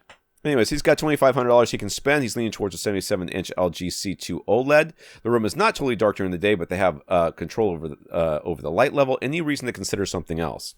I mean, other than performance or price-wise, no. No, honestly, at that price point, no, there's nothing else. And that's a fantastic TV. And yes, coming from a plasma, the only way to go is to get yourself an OLED. That's exactly what you're going to do. I'm pretty sure 77 inches is larger because I don't remember there being 77-inch plasmas. So if you had a 77-inch plasma or even a 75-inch or whatever, 70-inch, you bought something that was one of a kind. That's right. I think your concern here is the light levels here. I did write an article about OLEDs in a bright room. And so overblown. It's so overblown. And you're indicating that you do have some control. Like the only time I really worry about OLEDs these same people who are like, you can't have OLEDs in a bright room, are looking at their phones all the time. Right, yeah. They do not cover them. They do not go into a dark closet whenever they want to look at their phones, but yet somehow their phones still retain their color and their picture quality. Even though it's an OLED screen on their phones, constantly out in the daylight. So yes, it will be fine. Yes. So that's a great choice. C2s are fantastic looking. They are at a nice reduced price now that the C3s are out. There is negligible difference between the C2 and the C3. It is certainly not worth paying $1,000 more to go for the C3. So yeah, that's a fantastic choice. Snap one up. Brian doesn't have 4K HDR set up just yet, but he's got an upgrade ideas in mind. His older Pioneer Blu-ray player gave up the ghost, so he's thinking he'll just get an Ultra HD Blu-ray player now to replace it, even though he won't be able to watch Ultra HD Blu-rays in 4K and HDR until he upgrades his display in the future. Should he go for the Panasonic UB820 that can do all of the HDR formats? If he uses it to play some Ultra HD Blu-rays discs on his current 1080p display, will it do that for him? Just down-convert those discs to SDR and 1080p. I, like many others, have got a projector that can't do all the HDR things. In fact, it can't even do the 4K things. And I run the Sony X700, and it works just fine. So yes, it will do all of the things. Now, I mean, I don't know what kind of TV you have. So if you're not, if you're never gonna have to worry about Dolby Vision, then you don't have to go with the 820. But if you have a flat panel, or you plan on getting a flat panel, and you think it might have Dolby Vision, I mean, the 820 is a lot more expensive, but whatever. It's not outlandish though. No. If that price is reasonable to you, because they get down to $400 very frequently, and if you're like, yep, that's fine, I want to be able to do all the things, it's a great player. I think it's the best Ultra HD Blu-ray player to get. There are ones that are more expensive. I don't really think they demand justify being more expensive. I think that's the fantastic player to get. It will absolutely down convert your things to a signal that works on your current 1080p display. No problem at all. So yes, I feel very happy recommending that you go ahead and get that. If it's a real struggle to get up to that price point, the UB420 is still a very good Ultra HD Blu-ray player. It just does not do Dolby Vision, and that would be the only thing you're giving up for about half the price. For the moment, with his Pioneer Elite Plasma and the Denon Denon 2311 receiver, will he need any new HDMI cables for the UB820 immediately? And once he gets the new 4K TV and receiver, would it make the most sense to just upgrade all of his HDMI cables to the latest ultra high speed 48 gigabits per second standard? Right. So the easiest answer to this question is just plug it in and see what happens. If you get a picture, then you're fine. Sure. I mean, it should be absolutely fine. If you have not changed your display, it's a 1080p SDR display, there should be no need to upgrade the HDMI cable. So the idea here, and I've written many articles about this, is that the handshake tells everybody what it can take. Yes, supposedly. And you can upgrade multiple components throughout your system and never need to change a cable. But at some point, you will make one upgrade too far. When that happens, it'll lower the lowest common denominator. And when it does, suddenly the HDMI cable, one of your many HDMI cables that you've been using for the last 10 years, 10 years or whatever it is, will suddenly not be able to pass the bandwidth it needs to, and you start having issues. So, easy answer, buy it, plug it in, see what happens. Sure. Rob's right. The fact that you haven't changed your display means that it should be fine.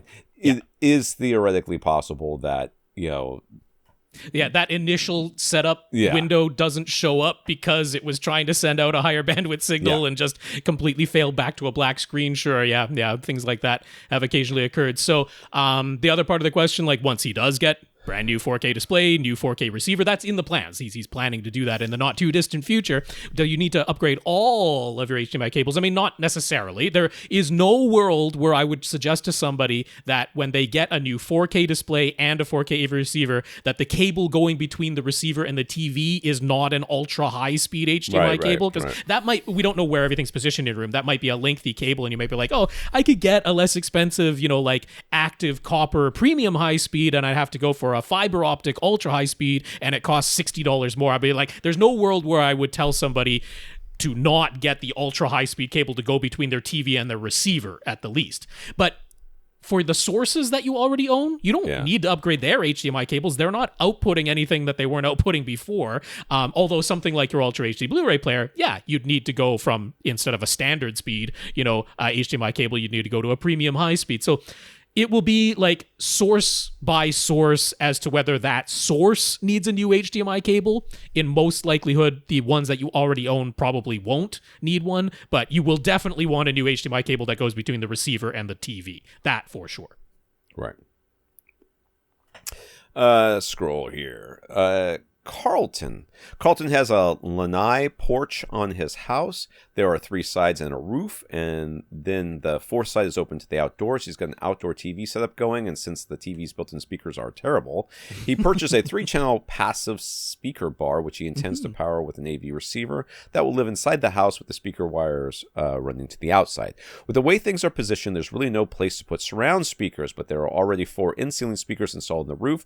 They're connected to the Matrix amplifier for his home automation system, and he uses them for whole house audio and announcements. Bring me a drink. Yeah, that's right. They're basically right. Voice assistants, probably. Yeah. They're basically right where top front and top rear speakers should go in the Atmos setup. So, would it make sense to have those 4 in-ceiling speakers play double duty? His Matrix amp already gives him the option to leave those speakers connected to his home automation system the way they are, but then you could plug in additional preamp connections from the AV receivers so that they switch over to TV duty whenever the TV powers on. The AV receiver would power the 3-channel speaker bar on its own. So if he does that, should he be aiming for a 3.0.4 Atmos configuration since the in-ceiling speakers are already positioned where top fronts and top rears should go? Or should it be a 7.0 configuration with the in-ceiling speakers connected as surrounds and surround backs? Again, you've already got it. The wires don't have to change. The only change that has to happen is your settings within the speaker configuration of your receiver. I think it was Denon, your receiver. So try it and see which one you like best. I see no reason why one wouldn't work versus the other. You certainly can do it. I've seen people here say one versus the other being better than the other. I mean, with them being over your head, I would guess that the 3.0.4 would be better than trying to make it into a 7, but I could be wrong.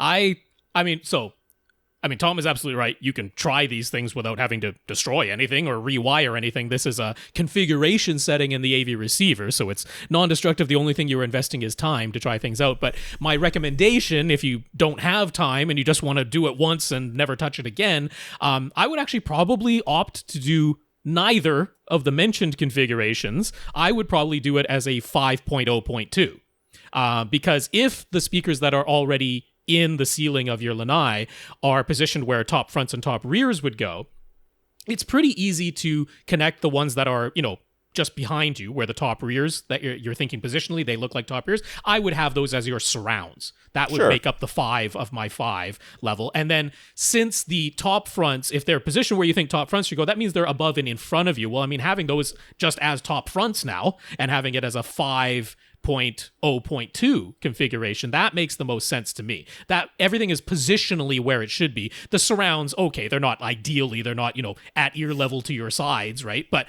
we have a lot of setups where our surround speakers are in the ceiling. That's a very common thing to have your setup done that way. So that would be my configuration if I were just going to configure things once and never touch it again. I would do as a 5.0.2. Yeah. You'll see which one. Tell us which one you prefer. That's right. Yeah. That's what I would do.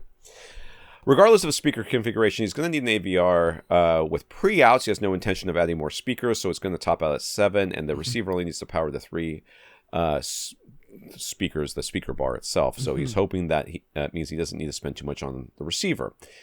He already uses Denon receivers elsewhere in the house, and he generally likes the way they integrate to his home automation system. Sticking with Denon is something that he'd be comfortable with if it works in the situation, but he's open to using other brands. What AV receiver do we recommend for him in this case? I want to once again point you to the fact that not needing things in the AV receiver doesn't make it cheaper. Doesn't make it any cheaper for you. Okay. The key here is pre-outs. Okay. Yeah, it is. Pre-outs are expensive. They don't come on cheap receivers. They don't come on like the Denons we just talked about. The front S-series here would be perfect. Nah. Would be perfect. But no pre-outs. If you didn't need pre-outs, but you do need pre-outs. So you're going to end up like in the 3,000. Not dollars. Yeah, you go all the way up to the 3000 series in the Denon lineup, which is 11 channels of processing, and you do not need that. And they are more expensive. You're looking at over $1,000 these days to go up to there. So the thing is, if you are happy with the way Denons work in your home automation system, then Marantz will work in your home automation system exactly the same, because they come from the same company. They use the same Hios app. There's no problem using a Marantz in this situation instead of a Denon. The interface will not be any different to you. Instead, it's just seeing the Marantz logo instead of the Denon logo. That'll be the only difference that happens whatsoever. So, especially for a setup like this, I would absolutely look at what's available at Accessories for Less. There's no reason in my mind to pay full MSRP going for a refurbished unit with a manufacturer's warranty. A 1-year manufacturer's warranty is what comes when you buy it from Accessories for Less. I would absolutely go that direction. So for $700, you could get the Marantz SR5015. That is a 7-channel model, but it has the full set of pre-outs that the sister model in Denon's lineup would have been like the 2000 series, right? It would have been like the 2700H is the sister model, but the 2700H doesn't have pre-outs, whereas the Marantz SR5015 does. So it's $700 over at Accessories Less. That's probably the top choice. It's the least expensive choice. So that's the one that I think checks all the boxes. Now, if you wanted like a brand new model, because here's the thing, the SR5015, it has one HDMI 2.1 input. So it is compatible with 4K 120 and 8K signals, but only on one HDMI input. If you need on your outdoor TV HDMI 2.1 switching, there are options that cost a little bit more. There's the brand new Marantz Cinema 70S. That's actually the slimline model in the current Marantz lineup. You can get it at Accessories for Less for $900. It has half the amplifier power for the 3 channels that you will be powering with it. It's the slimline chassis, but it does have a full set of pre-outs on that Cinema 70S. And yeah, that's what you would need there. You could also consider the brand new Cinema 60. That's $950 at Accessories for Less. That is the model that directly replaced the SR5015. Really, the only upgrade there is the aesthetics changed on the outside, and all of its HDMI inputs are HDMI 2.1. That would be the major thing that you're paying the extra $250 for. You know what the real solution to this problem is? You know what your real solution for this problem is? Is to divide and conquer those overhead speakers. Okay. So what you do is you have the ones that would be considered that you were talking about being the top rears, right? Okay. You would have those be either 3.0.2 or 5.0. Yep. And then power them with a cheap AV receiver. Yep. Right, an inexpensive and those speakers aren't attached to the home auto, or they could still be attached to the home automation system. They would just switch over to surround duty, and only those two would switch over to surround duty. Yeah, and then the other 2 speakers, the ones that were top fronts or whatever they were, those stay in the home automation, so you still get your announcements. And they just are not attached to the TV whatsoever. That is absolutely a reasonable solution. That way you can get yourself a 5.1 AV receiver. You could get the outgoing S660, which is on sale for like $350 right now. We're talking about saving you over $700 easily. Yeah.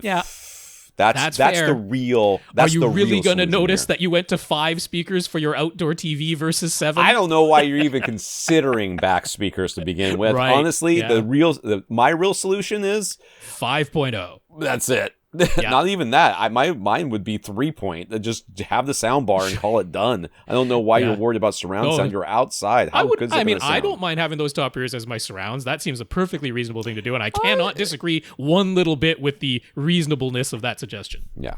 Jonathan was happy to hear us praise the Sony VW325 ES 4K projector because he owns it, I'm sure. That's He's had right. his for about, okay, there he goes. He's had his for about 16 months now, and he loves it. Tom mentioned the idea of buying a spare lamp right away, which is something Jonathan hasn't done yet. So he took a look at the recommended lamp replacement lamp retailers that are suggested by Projector Central. He knows that My Projector Lamps has the Sony LMP-H220 replacement lamp that he needs, and for some reason their price is like $100 lower than all the other retailers that Projector Central links. So just double checking that My Projector Lamps is a reputable site. Projector Central wouldn't steer him wrong on this, would they?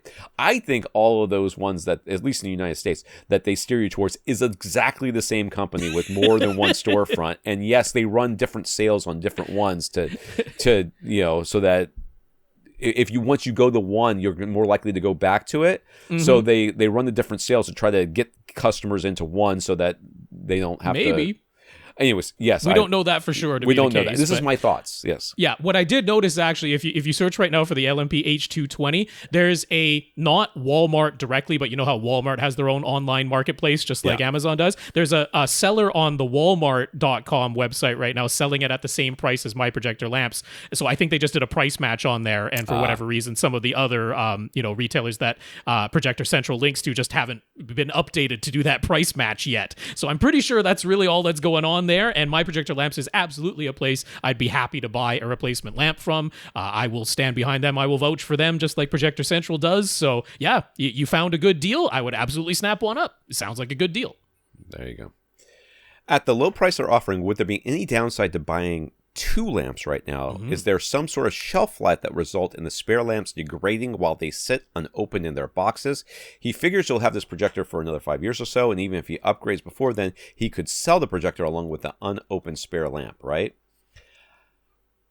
I mean, I don't know what, other than rust on well, different things. That would mean improper storage. Yeah, as long as you were storing it inside properly and safely, I don't think that there's... Isn't there like a Thomas Edison original light bulb that's still running 100 years later? Once these things are built and they're built correctly and they're stored correctly, I think they kind of just last forever. They don't age. Yeah. I mean, I wouldn't guarantee that 2,000 years from now you open it up and it's still going to work or something like that. But no, I don't really see any reason why buying a couple now would be any sort of big problem. So I think that's a perfectly fine idea. Particularly if you use your projector a lot, like, Tom does in his case where it's the only TV in his house, like, yeah, you're going to go through lamps quicker than someone who only watches one movie a week, right? So, look a little bit at your usage, because you've had it for 16 months, right? Look at how many hours. You can quickly divide. Okay, how many hours a day do I actually use this? If you're at 400 hours 16 months in, then maybe you don't really need to buy two replacement lamps, But if you're approaching where it's already time to put a new one in, and you're like, yeah, I want to get a replacement one now and have another spare, because who knows, maybe they'll go out of stock or they'll get more expensive or whatever. That sounds reasonable. So I would gauge it a little bit on your own usage. And there's definitely scenarios where it makes sense to buy two. Ryan, speaking of Sony replacement lamps, Ryan is the person Tom told to buy a spare lamp right away, and Ryan is in full agreement.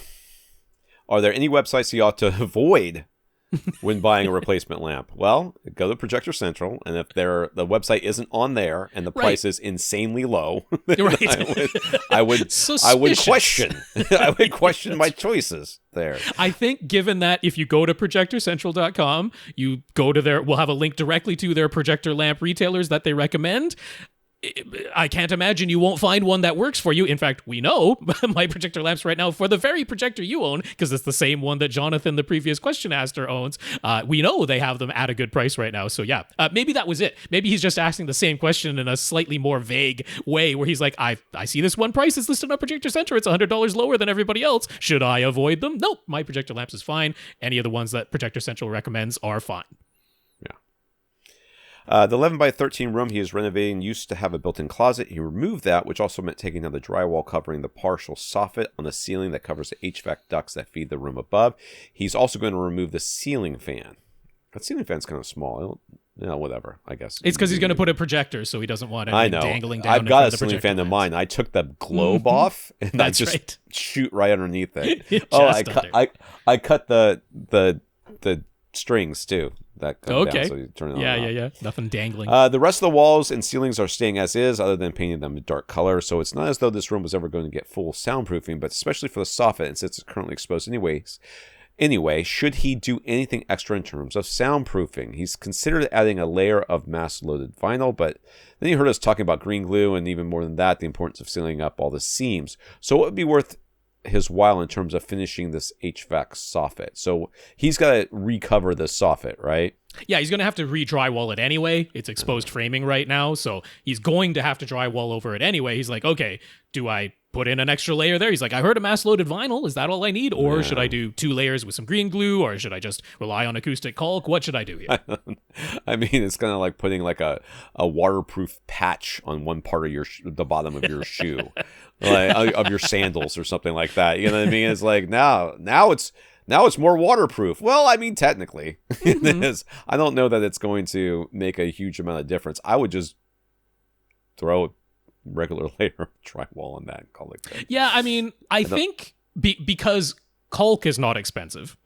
Acoustic caulk is not expensive. Sure. I wouldn't mind, on the new seams that you're creating, because there will be seams in the drywall that you put up there. Yeah, you just put a bead of acoustic caulk across there before you put the tape and the mud on it, right? You put the drywall, you put the acoustic caulk in all of the little seams, and then you put the tape over that and the mud over that, and then you finish the thing. I don't think it's actually necessary to do any more than that in this scenario. The cost to benefit ratio is not going to be there, but acoustic caulk is cheap, and this is a small thing that you're patching, like relatively speaking, right? So this is going to be like maybe 2 tubes of acoustic caulk at the most for all of those seams. You could probably do it with one. Yeah, honestly, don't think it's going to make a lick of difference, though. I mean, the gaps make more difference than anything else. And given that this is going to the HVAC duct, I think that is a But what's on the other side of that you're caulking? It's going to go right up into that ceiling, the ceiling section there, and then leak in through anything else that's in the other cracks. I think that's cheap and easy enough to do that. I did have one little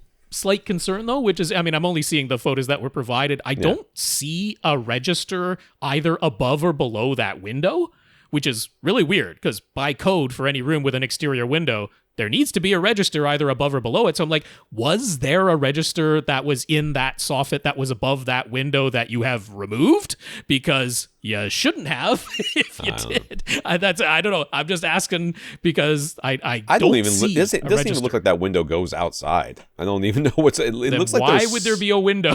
I don't know.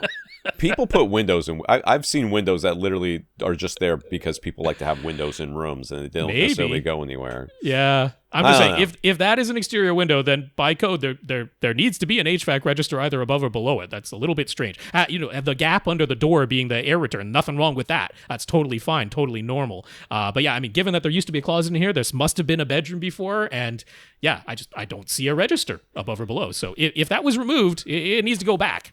All right. He had an in-home consultation from Best Buy, and they suggested that his sound system should be 5.1.4 configuration. I already don't agree with that, but let's just go on with our lives.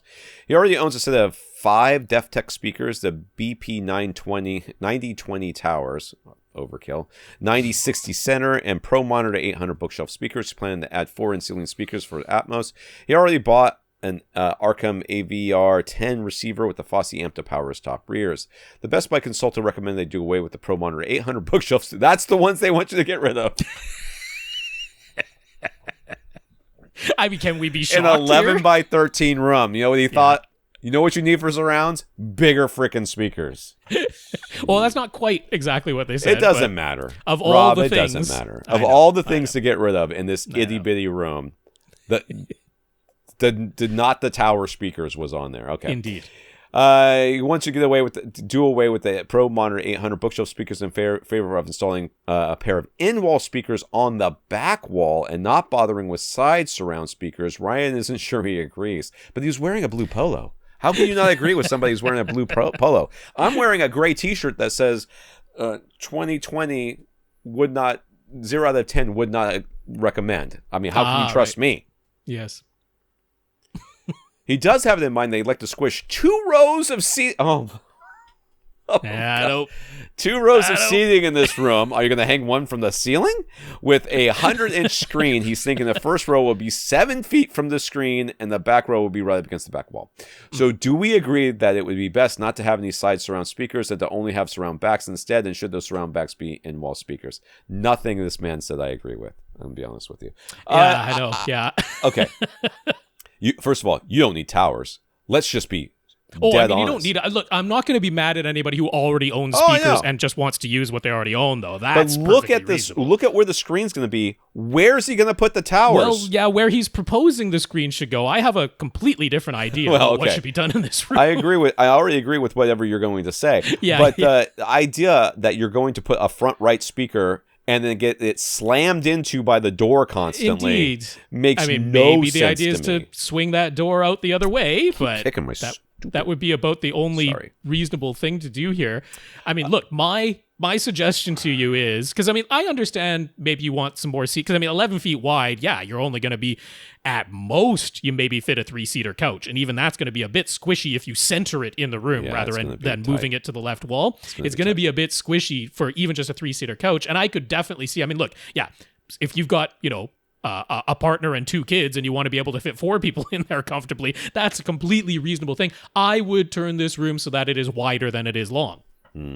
Right? Where the door is, that's my back wall. Where the window is, that's my front wall. You're going with a projection screen. It can absolutely go over that window, which clearly you said you were going to completely black out this room anyway. So you're going to black out that window. Now you just put your screen over there. Having the soffit above the screen is not going to be a problem because you're not going for a 135-inch screen in here. It's completely unnecessary. And I think now you can have a wider seating area. If you need even more seats, you could still bring in a bar stool and stick it right behind the couch, or you could bring in some beanbags and stick it right in front of the couch. 7 feet from a 100-inch screen. If you've tried it and you like that field of view, I'm certainly not going to stop you, but that is a bigger field of view than I would want. I would either want to go with a smaller screen. Like 7 feet, if that's my viewing distance, my preferred screen size would be about 85 inches, which I don't think you'd even bother going with a projector at that point. If you were going to sit 8 to 9 feet away, then yeah, 100 inches makes sense. And I know we're only talking about a foot, but if you were thinking, I'm going to squeak another permanent row of seats in the back of the room that's 13 feet long, then yeah, you're ending up 6 or 7 feet from the screen in the front row. I don't like any of this. So where we're all going to agree is I don't think you need 7 speakers as your floor level speakers. And I don't think Tom is going to disagree with that. No, I do not. 5 is fine. 5 is fine. The 5 point whatever 0.4. Now, why stop at 5.1? This is a completely dedicated room. We're going to go to 5.2.4. That's what we would do in here. But yeah, I think you should make this room wider than it is long, and I think that solves all of your issues. Now, your Pro 800 monitor speakers, they can go on a shelf or be wall-mounted to your sides, as they ought to be, slightly behind the seats and to the sides. That's okay. You can put a door stop in, so that it's not going to slam into the wall-mounted Pro 800, which is only a 4.5-inch speaker and only about 6.5 inches deep, so that's not really an issue, like it would be having your tower speaker, where it's currently proposed. So I think that's the solution to do in here. I mean, I think you can even just flip it his current design 180 degrees and it would be okay. But that still doesn't solve the putting more seats in here. Nothing solves the putting more seats in here. Well, turning it wider than it is long, you can at least get one more seat for sure. So, if you were to place that couch, and at this point, we're not even looking at like field of view and all that other stuff. If you were to take a 3-seater couch or whatever and put it just in front of where the door, so the door would open and you would be walking either behind the couch or the couch would be directly in front of you and you'd have to make a left so it'd be pushed against one wall or the other, one side wall or the other. Then where the door opens all the way, you would put another seat directly on or seats or whatever, small, directly on the back wall, kind of shoved into that corner. You could do it that way. And then the screens on the other side, you have 2 side, wall mounted in. I mean, I don't see any reason to go in wall here, honestly. But no, I mean, it's a lot of extra work for what? You've already got speakers. So, and like Rob said, you can have a much smaller screen than what you're actually planning. You could. You could definitely go with an 85-inch flat panel in here if you were already willing to sit 7 feet away. But the thing is, he already bought the projector, right? Yeah. You know, so I mean, I don't know. Those are our thoughts there. We don't agree with the Best Buy guy, but we do agree that surround back speakers are not necessary. There was also some mention of like do away with the side surrounds and only have surround backs. I mean, that's not even a configuration option. No. If you're going to have 5 floor level speakers, whatever the speakers that aren't your front 3 are going to be labeled your surrounds. So. I mean, I have no problems if you're in a large room and you want to have surround speakers and there's no walls to your sides and you're like, Indeed. well, I've got a wall on my back and I could put it back there. The answer is yes. This is not your problem. Your problem is the Best Buy guy is an idiot. That's your problem. And there's no reason to go through this extra step, honestly. And you never. I cannot stress this enough. You never optimize your theater for people who are not going to be there. That's right. You optimize them for you, and then when other people come in... Dazz had the case where he has told us many times that he genuinely does have that many people over. There really are. Still don't optimize it for the other people. I mean, you don't optimize it, but in his case, it actually makes sense that the seats at least exist. Mm-hmm. But yeah, this one, I'm like, however many seats you're actually going to use, let's care about that. And if you happen to have a couple more people over, you bring some bar stools in and you put them at the back. You give them your seats, and you go sit on the beanbag someplace. That's right. Jay has made a sketch diagram for the proposed theater room he will construct in the basement of his new house, with the rest of the basement serving as an apartment for his daughter. Based on our advice, he'll go with staggered stud walls for the new front wall and left wall of the theater that will be constructed. He'll have insulation inside the walls with double drywall and green glue and acoustic sealant for every possible gap. He would just like us to have a once-over of the plans to see if anything sticks out as obviously needing to be changed. The room will be a bit smaller than his previous theater, but he's more or less trying to recreate the same setup. He's got his couch the same distance from the screen as in his old place, which puts it directly beneath the overhead soffit in the new basement. He still has all of his GIC acoustic treatments, and so the tri-traps will go in the front corners now with combo panels labeled as diffusion in the diagram. We'll go to the front wall directly behind the front towers, just like before. He'll have absorption panels in the ceiling, just like his old setup. His 2-cylinder subs will go at the midpoints of the 2 side walls with the wall-mounted surround speakers just slightly behind his couch. With a narrower bar area at the back of the room, he'll now have his surround back speakers right on the back wall. And his prime elevation speakers will be mounted as front heights and rear heights on the front and back walls. Holy moly, it sounds like a lot of speakers. He's got some additional acoustic panels that aren't pictured in the diagram, and he'll have wired Ethernet installed for network access. So is there anything that sticks out to us or other advice we might have for positioning everything in this room? You didn't say anything about conduit, so make sure you do that. To your projector. Or I don't even know if he has a projector. It looks like I can't quite tell in his old one. I think he had a projection screen that comes down in front of the flat panel, or that might be a projection screen, whatever it was. But if there's a projector, then yes, conduit. Anywhere that you're going to be running a long HDMI cable, conduit. But if you don't have any long HDMI cables, then you're fine. And I don't know. I'm not seeing a ton that I think needs to be changed. The only thing I'm looking at is, if it's the image of the TV screen that he already had in the old theater, to me, the seating distance, which looks like it's about 10 or 11 feet in the diagram, seems a touch long for my taste. But if he does have that projection screen that comes down in front of all of this, then that's a moot point. So, and the thing is, nothing stops you in the future, even if you laid everything out exactly as it is, nothing stops you from scooching that couch a bit closer. Because all that would happen is your surround speakers end up slightly farther behind your seat, which is totally fine. And the acoustic treatment placement is already fine if you ended up scooching that couch a little bit forward. So, nothing sticks out to me as needing to be altered in here. Couple of things stick out to me. Okay, let's hear it. The first thing I want to say is I understand what you're trying to do. You're like, I like my old theater. My old theater sounded good. I want to recreate that as best I can in my new theater, but it's going to be slightly different dimensions, but I'm going to do everything the same, and it's going to sound good, just as good as before. Acoustics don't work this way, so do not be surprised if it sounds different. Might be better. Might not be better. You might have you're certainly going to have problems just like you had in your old theater. They just might be different problems. So you may notice them because they are different than they were before. Okay, number one. True. Number two, I do not like how your surround backs and your rear heights are co-located. I know they're not exactly co-located because they're different heights, but but they are essentially co-located. I see no reason for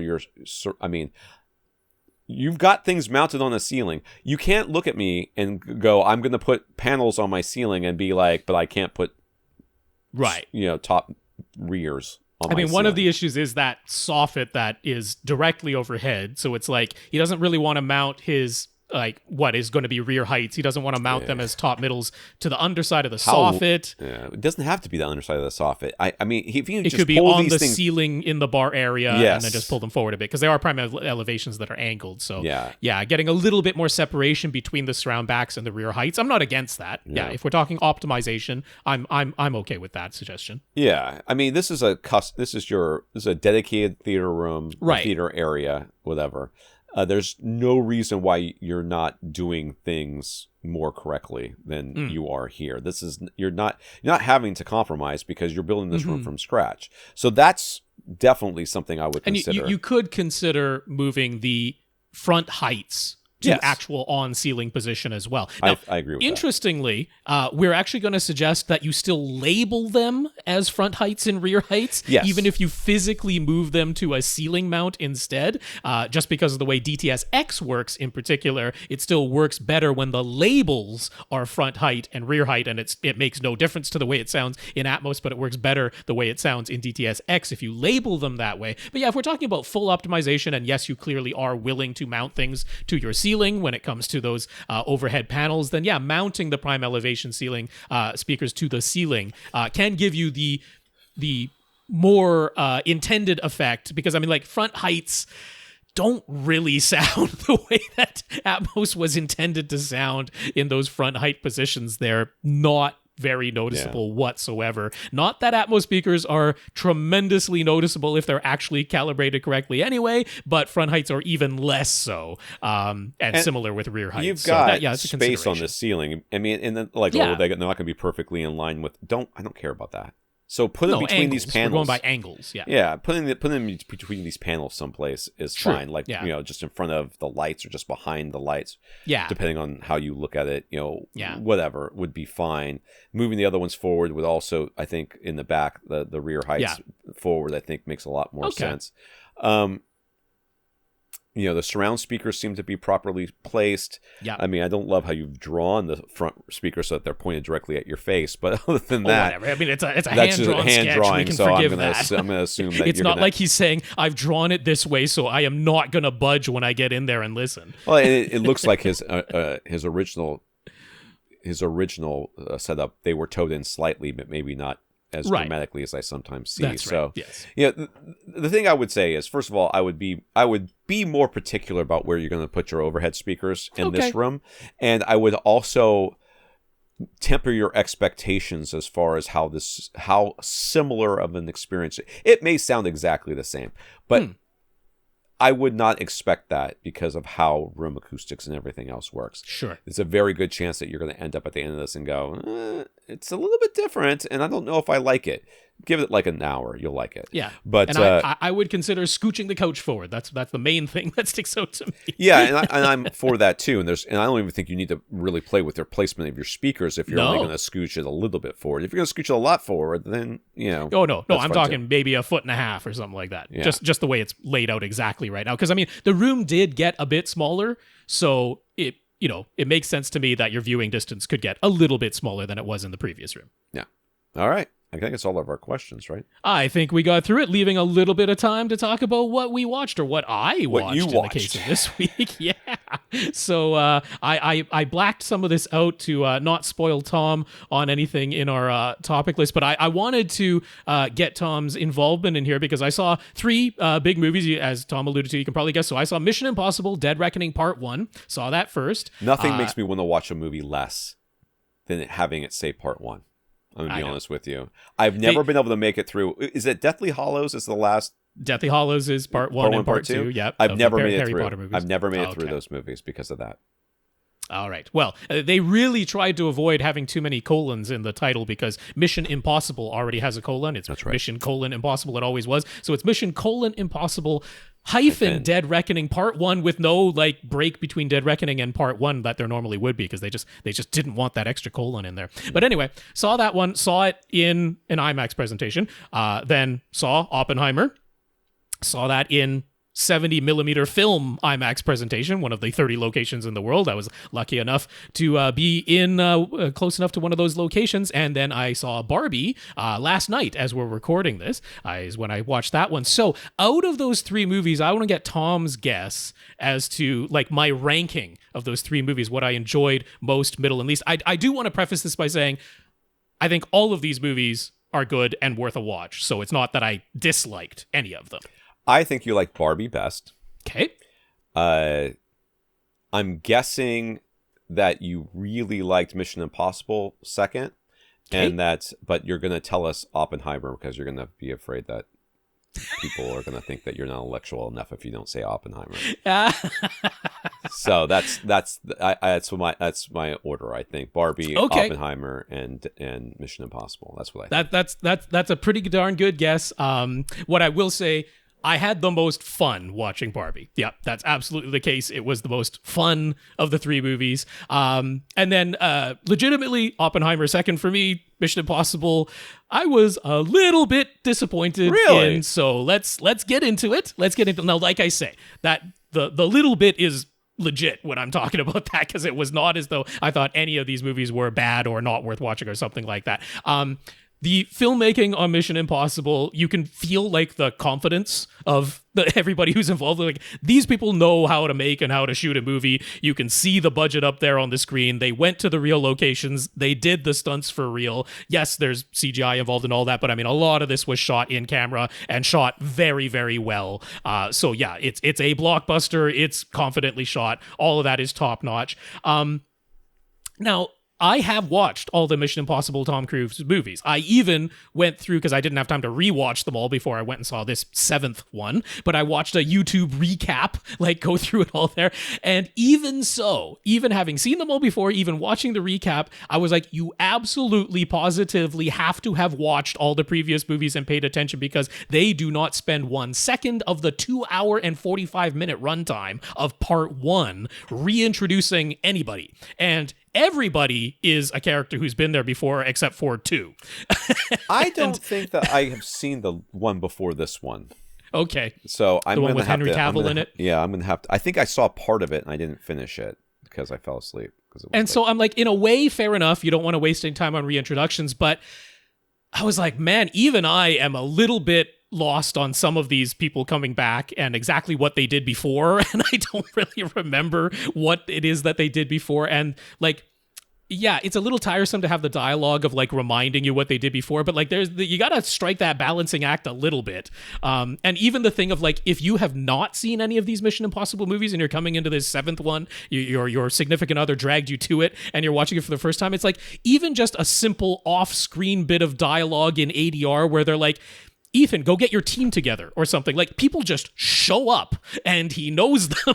It's like, okay, I kind of get that. Yeah, they were in one of those previous 6 Mission Impossible movies, but there is no help whatsoever about who any of them are. And then they further, out of the 2 new characters that are reintroduced and who are actually new, there's like a backstory that they flash back to that we have not ever seen before, but they don't tell you like anything.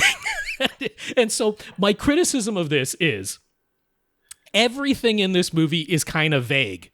Like, what? So you've heard there's an artificial intelligence in this movie.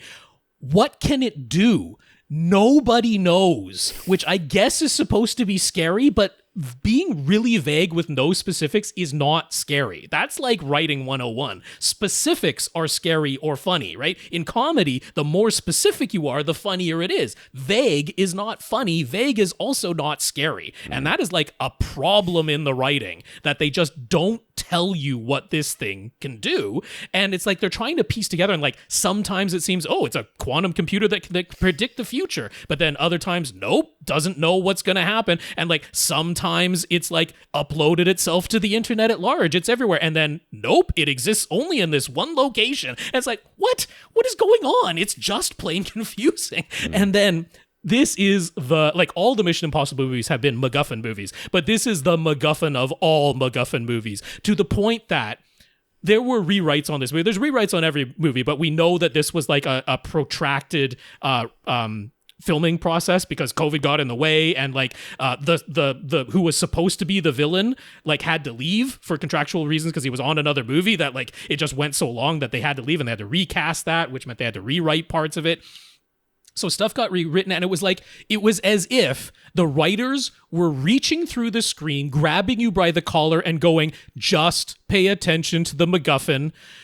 It doesn't make sense what's going on. We don't think it makes sense what's going on, but if you just pay attention to the MacGuffin, we can get through this, okay? And it was like... It was a little bit bad in that way. So those are my criticisms. I don't want anyone to take it too seriously because it was still a fun time. The stunts were spectacular. It was shot really, really well. But yeah, some of the writing felt pretty shaky to me, and that's my criticism of it. We'll see if it all gets sorted out in part 2, because who knows, maybe it will. Maybe part 2 is an extended flashback that explains all the relationships between I would the think, characters. and I would hope, because yeah, some of the stuff that's going on with the villain, I can't say I love the villain either. I felt the villain, it wasn't believable to one of the ideas, he's supposed to be right about the same age as Ethan Hunt, and I just didn't quite buy that he was as physically capable as Tom Cruise is. Oh. That's like Mission Impossible 2, right? They were like basically equals sort of thing. It didn't quite work for me. So I did want to say on a technical level, as much as Tom Cruise was really upset that this got kicked out of all the IMAX theaters in favor of Oppenheimer after only 1 week, I don't think this movie needed to be seen in IMAX on the video front of things. It didn't really use the added height aspect ratio, which wasn't fully expanded. It was the 1.85 to 1. So a little bit taller, but not drastically so, and it didn't really make tremendous use of that. It was shot on Arri Alexa cameras, which are IMAX certified cameras, but I don't think it was vital to see this movie in IMAX on a video front. I will say for my local theaters in my area where I have been complaining that the theaters that I'm going to are clearly not set to reference volume, it was nice to go to an IMAX theater where it was definitely set to reference volume, and that was a nice experience to me. And I thought the sound was mixed really, really well. The dialogue was exactly where dialogue should be. It was always audible. It was always clear. And when the explosions happened, they were 30 decibels louder. Right now, I feel some foreshadowing in Rob's reviews. Now, I did see Oppenheimer preview night, Thursday night. Because I wanted half decent ticket seats, had to go to the 10:30 showing, which meant it was finishing at 1:30 in the morning, which was a work night for me. So because I start work really early, basically just stayed up all night. But I went to that preview screening. Being at the 10:30 show meant it was the 4th time that Oppenheimer film had ever been through the projector, because there was the one test that they would have done to make sure that it works, and then there were only 2 screenings prior to mine. I want to say that Oppenheimer, since they knew it was coming in, helped the presentation of Mission Impossible's IMAX 1 week run, because they spruced up the theater. They knew Oppenheimer was coming in. They knew it was going to be 70 millimeter film, which hasn't been in there since Dunkirk. They replaced the screen because all of us who live in the lower mainland area, we have been complaining that the IMAX theaters that we have, there were blemishes on the screen. And there's like the number at the end of every IMAX thing that says if there's anything about this presentation that wasn't satisfactory, call this number. And we have been calling that. There's a whole Reddit group of us in the lower mainland who have been calling that number, and they finally replaced the screen because Oppenheimer finally came, and Christopher Nolan demanded it. So that was very nice. They spruced up all the seats a little bit, like not replacing them, but they clearly spruced everything up and replaced that screen, which was a big thing. So that helped for Mission Impossible. So yeah, on the technical side, I'll start on the technical side for Oppenheimer. I'm gonna perhaps foist myself on my own petard here when I say this, but I don't actually think the 70 millimeter film presentation is the optimal way to see Oppenheimer, and I'm going to get pilloried for saying that. But the thing is, the 1.43 to 1 full height IMAX aspect ratio, I'm the guy who loves when the aspect ratios change. I'm the guy who wants the full IMAX presentation if I could ever get it at home. I would be fine with it being pillar boxed and going to 1.43 to 1 on the home presentation if I could get it. I'm the guy who wants that. I don't think it was necessary for Oppenheimer. And there's actually a really interesting thing that Christopher Nolan did in the shooting of this film, which is we're all used to when there's the changing aspect ratio, that when it goes to the, in this case, 2.2 to 1 aspect ratio instead of the full 1.43 to 1, we're used to the letterbox bars, right? Black bars above and below the image. They didn't do that. the black bar only existed at the top of the image. The bottom of the image stayed static, and the whole thing just moved down. It wasn't weird. In the middle. Yeah. Well, because it was shot where people's heads stayed the same height, whether it had the additional height of the IMAX. So all that was expanded in the IMAX presentation was above the actors' heads. Right. That's all that was expanded. And you know what? There wasn't much up there. It wasn't tremendously necessary to see it that way. So if you saw it in a regular IMAX that expanded it to 1.9 to 1 instead of 1.43 and then went back down to 2.2, so not a tremendous change there, 2.2 to 1.9, that's what the regular IMAX theaters are doing, I don't really think you were really missing out by not having the 1.43. Now, I alluded to, this is the fourth time the film had ever physically gone through the projector. There were already blemishes. Blemishes. Geez. And I posted that on, well, it was Twitter at the time. So I'll say I posted it on Twitter because somebody was talking about it there. DJ and all of his crew over there were talking about it. So I posted there. I'm like, yeah, there were blemishes. And one person responded back there like, I was a projectionist for 20-something odd years. If they're careful with it, there absolutely should not be. I'm like, well, that doesn't change the fact that there were. And yeah. I agree. Somebody there wasn't careful enough, but there were blemishes on there. Now, not be careful? I mean, whatever. It's like things like what, 5 miles long or something ridiculous like that? 6 miles of film, 600 pounds, or 11 miles of film, 600 pounds of it. Yeah. Now, look, if there's just a little blip here and there, whatever, I'll easily ignore that. I'm fine with that. But there was sections, and they came and went, where there was like a splotch literally right in the middle of the screen. It would be right on the tip of someone's nose or over their mouth. It was impossible to not see it, and the audience even laughed when it happened because we were just like, oh man, look, it's being blown up to IMAX. That means the speck of dust that was on there or the scratch or whatever it was physically not actually that big. When you blow it up to the IMAX screen, you can't help but see it. So there was that part of the unfortunate part of the presentation. So I think if you want the absolute maximum way you could see this thing, that the IMAX Grand Theater, the IMAX GT laser, which has the full 1.43 to 1 aspect ratio, is the optimal way to see it, because being the laser digital format with the dual 4K projectors that are being slightly offset to give you 8K resolution, that is actually the optimal way to see this if you have one of those theaters in your area. But I will put my name on the line and say, if you see it in a regular IMAX theater, or you know what, even a regular theater, you're not actually. Let me see if I've got this straight. Movie.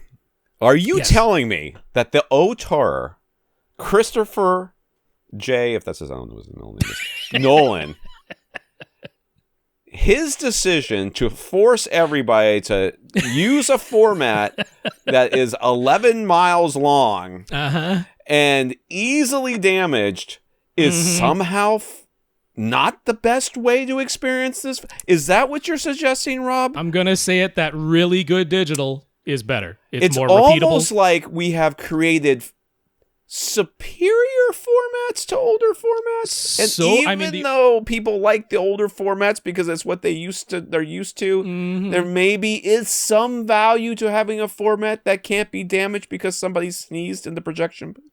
Right. Yeah.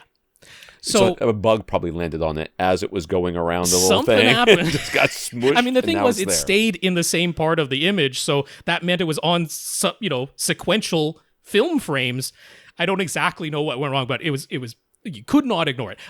So if you were seeing this in like 2K, like I will say, there are extreme close-ups, there are extreme focus racks in this movie that demand high resolution. I will flatly agree with that. And the reason Nolan is so hype on the film, not just for the loving physical film part of it, which is the main part of it with Nolan, but the other thing is saying that, yeah, even on the dual 4K projection, Grand Theater IMAX lasers, the effective resolution is still not quite as high as what you're getting for film. And that is the technical reason once you see it that way. Yeah, I would say going down to 2K, yeah, you're going to miss something. But if you're getting the 4K presentation, I don't think it's enough. And interestingly, this was shot on two different types of IMAX film, the color IMAX film and the black and white IMAX film that was invented for this movie. There is a little bit of film grain in that black and white footage. there is no film grain in the color footage, which means that you aren't losing that feel of film. And as long as they scanned it at a decent resolution, those black and white are still going to have some of that film grain. And I don't think it is necessary to see this movie in film. So there we go. I'm going to get roasted for that. Absolutely pilloried for having saying it, but that is my honest take on that. Now, the movie itself, if Cillian Murphy does not at least get nominated for an Oscar, I will be shocked out of my skin, because if he doesn't win, maybe there's some other, but he has to be nominated for it. His performance is fantastic. It is worth seeing this 3-hour movie for Cillian Murphy alone. Now, my slight critiques of this movie. First of all, my expectation based on the trailers of what was going on there didn't quite exactly match up. It was a little bit of a surprise to me that I certainly can't say the Manhattan Project and the science and everything that was going on had any sort of short shrift, but it was like, I don't want to, it's hard to say spoilers for a movie that is a historical event, right? Yeah. Like you can see, so I'm not worried about that, but I just want to have people have the right expectations if they haven't seen it yet. Like the Manhattan Project is about 2/5 of this movie. 3/5 of this movie focuses on the politics before and after the Manhattan Project. Now, that's not a surprise, but the fact that the entire last hour of the movie is really just politics might not be what everyone is expecting. Right. So, and I heard some people saying, yeah, I kind of dragged there at the end. I'm like, well, it's an hour of politics. That's what it was. So there's that. Now, this movie is called Oppenheimer. It is about Oppenheimer. Everybody else in this movie is completely one-dimensional. So this is not a historical reenactment. It is not even a biography. It is a biopic. It is a dramatization. I've heard it's pretty well whitewashed too. Like he's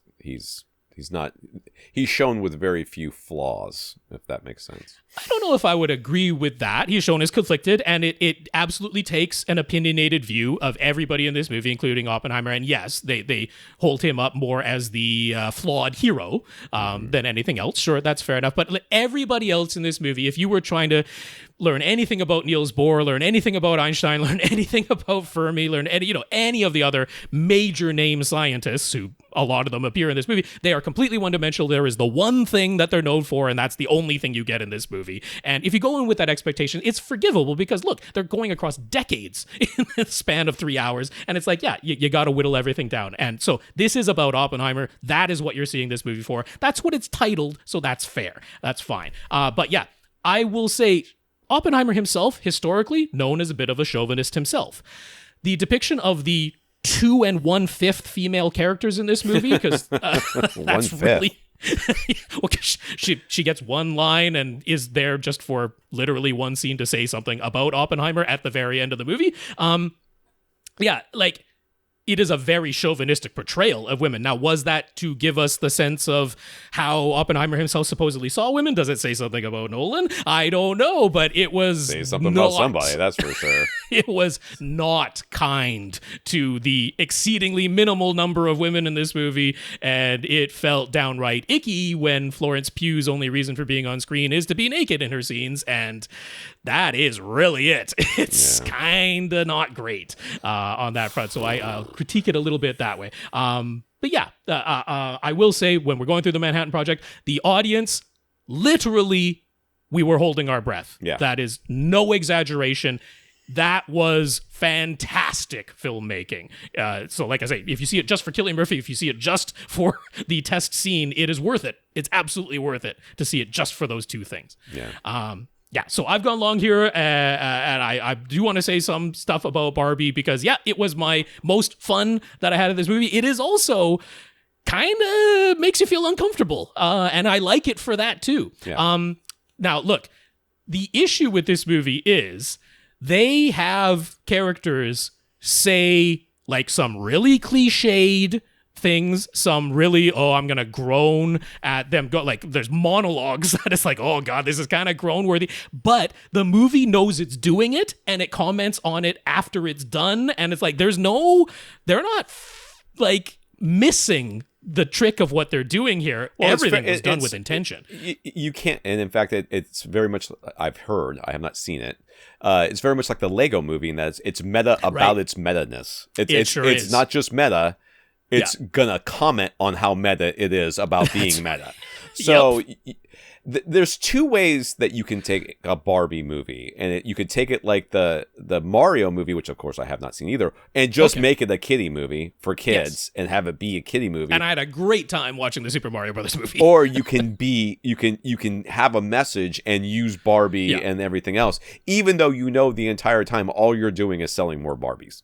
That's all you're doing is selling more Barbies. They're hoping to. They are definitely hoping to sell a whole lot more Kens after this movie. That is a big part of this movie, is making Ken a much bigger part of the Barbie land thing. You know what? And it just might work.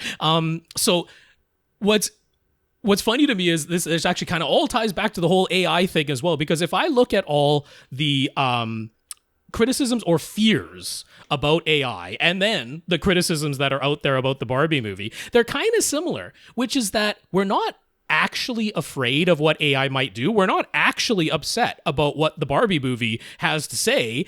We're apprehensive about what people are going to do in reaction to the AI. We're apprehensive about what people are going to take away from the Barbie movie, which is legitimate concern because, we've just been through a pandemic where we've seen what people can be like in the face of misinformation and information. Yeah. But our actual fears or our dislikes or any criticisms about these things are not really the things themselves.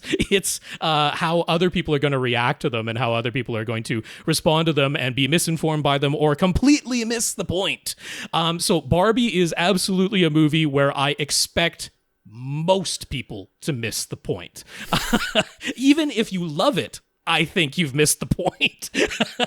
Because, like I say, everything that had people in the audience that I saw it with laughing out. What I loved about watching the Barbie movie with an audience is different people laughed at completely different things. Yeah. And I think that's the sign of a really well-written movie, where it's like some people are absolutely busting a gut at something I wasn't laughing at, and then I was busting a gut at something they weren't laughing at. And I think that's interesting. I've been watching the first season because my wife decided to start watching Arrested Development. So I've been watching the first season of Arrested Development. I never watched it before. I've heard a lot about it and everything else. And there are lots of times I'm watching that show and I am the only one in the room. I'm not in I've got kids in here too. I am the only one laughing, and I'm looking at them like, why aren't you people laughing at this part? This is clearly very funny. And they're like, I don't get it. I'm like, okay. But then they're laughing at other things that I'm like, I mean, that's kind of, I mean, it's fine. It's not sure, funny, sure. it's not that funny. So, having levels to a movie, it's kind of like watching Shrek. I mean, even though Shrek wasn't that deep of a movie, there were still enough levels to it that you'd watch it the first time and laugh at certain things. You watch it the second time and laugh at other things. And you know what? Barbie's a movie where, like, plenty of people, there were lots of kids in the theater that I went to, and they were having a great time at some stuff, and they were dead silent at other stuff that I was laughing at, and their parents were laughing at. But that it's a movie that they can watch as they grow up, and they will get something different from it every time. Yeah. Like, there is absolutely a tremendous amount of artistic merit to Barbie, the movie. I give it a hearty thumbs up. I'm very excited about seeing this movie. I'm going to be honest with you. And Margot Robbie and Ryan Gosling, I don't know if they'll get awards, and they'll get some awards nominations for this, but they full on deserve it. Like, Margot Robbie had me like absolutely emotionally engaged with what Barbie was going through. It's hard to say somebody that is as successful as she is underrated, but I think she is criminally underrated for how good she is. I agree. And funny enough, I feel like Ryan Gosling is way overrated for what he is. So I am excited to see him do something that I really, really enjoy. I have seen him in movies and been like, yeah, he's good. He's good. Yeah. He's good. Yeah. Is he as great as everybody seems to think he is? I don't know that I've necessarily seen that. And maybe I'm just not connecting with the characters or connecting with his performance. But I am excited to see him do something that I'm really going to like. And I feel like movies like this, where the writing is smart, I think. No, I think it's pretty smart. And it is clearly the intent behind it is like, listen, we have to frickin' nail this. Like on every level, everybody needs to bring themselves up, and when Margot Robbie walks in and starts like killing it, everybody else goes around and goes, "Oh my god, I've got to do. I'll be right back," and they have to go like run back to their trailers to practice and rethink all their lines and then like redo stuff. It reminds me of is it Michael Payne? Is this his first name? Michael Payne. When he saw Heath Ledger as the Joker for the first time, was the scene when he walks into the party in the high rise and he's looking for Bruce Wayne, right? And according to the things I've read, that was literally the first time he had seen him in the Joker makeup doing the Joker stuff, and his reaction is just as much a reaction of his character as it is of this person that's just being like blown away by what he's seeing. And that's how I feel like in movies like this, things happen. You know, one person commits, and then it just continues to snowball into more people committing. And if you want to make a reference to something else, you can look at, and then this was so meta that I don't think people really got it. When you look at the TV show Creek, that ends with Creek. Oh, Schitt's Creek. Yeah, she goes on the Crow movie and commits and gets everybody else to commit, and it ends up being a success. And I think very few people really got that as far as being part as a commentary on how much power one person can have if they do their best. But that was, I think, you can look at that and say, wow, that was really kind of, you know, foreshadowing or showing what can happen behind the scenes of a movie like Barbie. Right. So I will just say, I think what's going to be interesting about Barbie is like, I will say for me, purely on a personal level, there were certain scenes, certain monologues in this movie that I straight up did not like. And you know what? That was the point. Yeah. Because different people will straight up dislike and straight up love different scenes and different monologues in this movie, and that is the point, and I absolutely give it credit for that. So if this is I'm just gonna have a completely bubblegum time, it is not that movie. That's not what Barbie the movie Which is funny because I think that was the complaint about the Super Mario Brothers movies. People came out and went, well, that was just a kiddie movie. Okay, I mean, you got this 50-50 shot. It's either going to be a kiddie movie or it's going to be a meta movie. And it can't be both of those things. I mean, it can be a little bit of both of those things. But, you know, like you said, sometimes the kids Barbie's are going to challenge you more than, say, the Lego movie. They are both extremely meta, but it is definitely going to get a bigger reaction from you, good and bad, at least from my experience. So, yes, I give it tons of credit. So, just one last real quick thing on the technical level, going back to Oppenheimer, it is the first time that I noticed and recall a scene so we're used to the deep bass rumble as being an ominous thing, right? Gets your heart going even if you're not totally aware of it, right? We're used to that, the super deep bass. This is the first time I can recall noticing there was like this, in only a couple of scenes, this wind-like, almost static, almost like a speaker was broken, and I don't know that wasn't the case, except that it wasn't there all the time or anything like that. But this sort of wind-like static sound, and it seemed to be mixed exclusively into the center height channel of the IMAX presentation, which is, of course, a channel that doesn't exist in other theaters, but it seemed very much locked in the center height. But it was super effective. It absolutely made me just clench my fists in anticipation of something happening, and I can't remember a high-pitched sound doing that before. So yeah. What about, did you mention whether or not you can understand people in Oppenheimer? I don't know. Oh, no problem at all. This was not at all the Nolan thing where the score was completely making everybody inaudible. Absolutely not. Every word was completely clear. I mean, there were a couple of things where there was something loud going on. All the people commenting on, like, this is going to break people's systems, like, there's one scene that could potentially blow some speakers in your system. That's it. The rest of the movie doesn't have, like, it's not end-to-end explosions whatsoever. There's one. I wouldn't expect it to be. It's a biopic. I mean, that's right. It's not, you know, yeah, they're going to have the nuclear test scenes, and that's going to be it. Yeah. All right, let's end this thing. That's it. Let's finish up here. We want to thank our listeners of the week. We want to thank Ryan and Joe for sending us donations via PayPal and going to AVRant and clicking on the Buy Us a Cup of Coffee link. So thank you very much. Yeah, thank you, Ryan. Thank you, Joe. And thank you, the avscience.com guys, for being engaged with us, too. That's very nice. Yeah.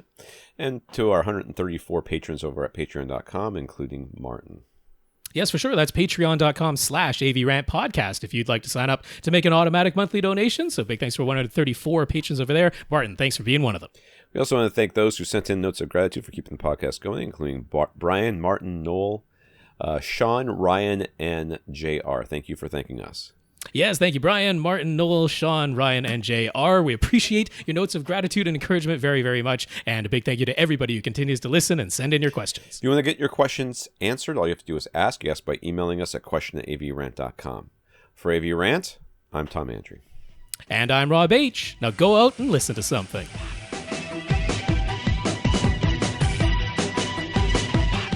Want your question answered? Send it to question@avrant.com.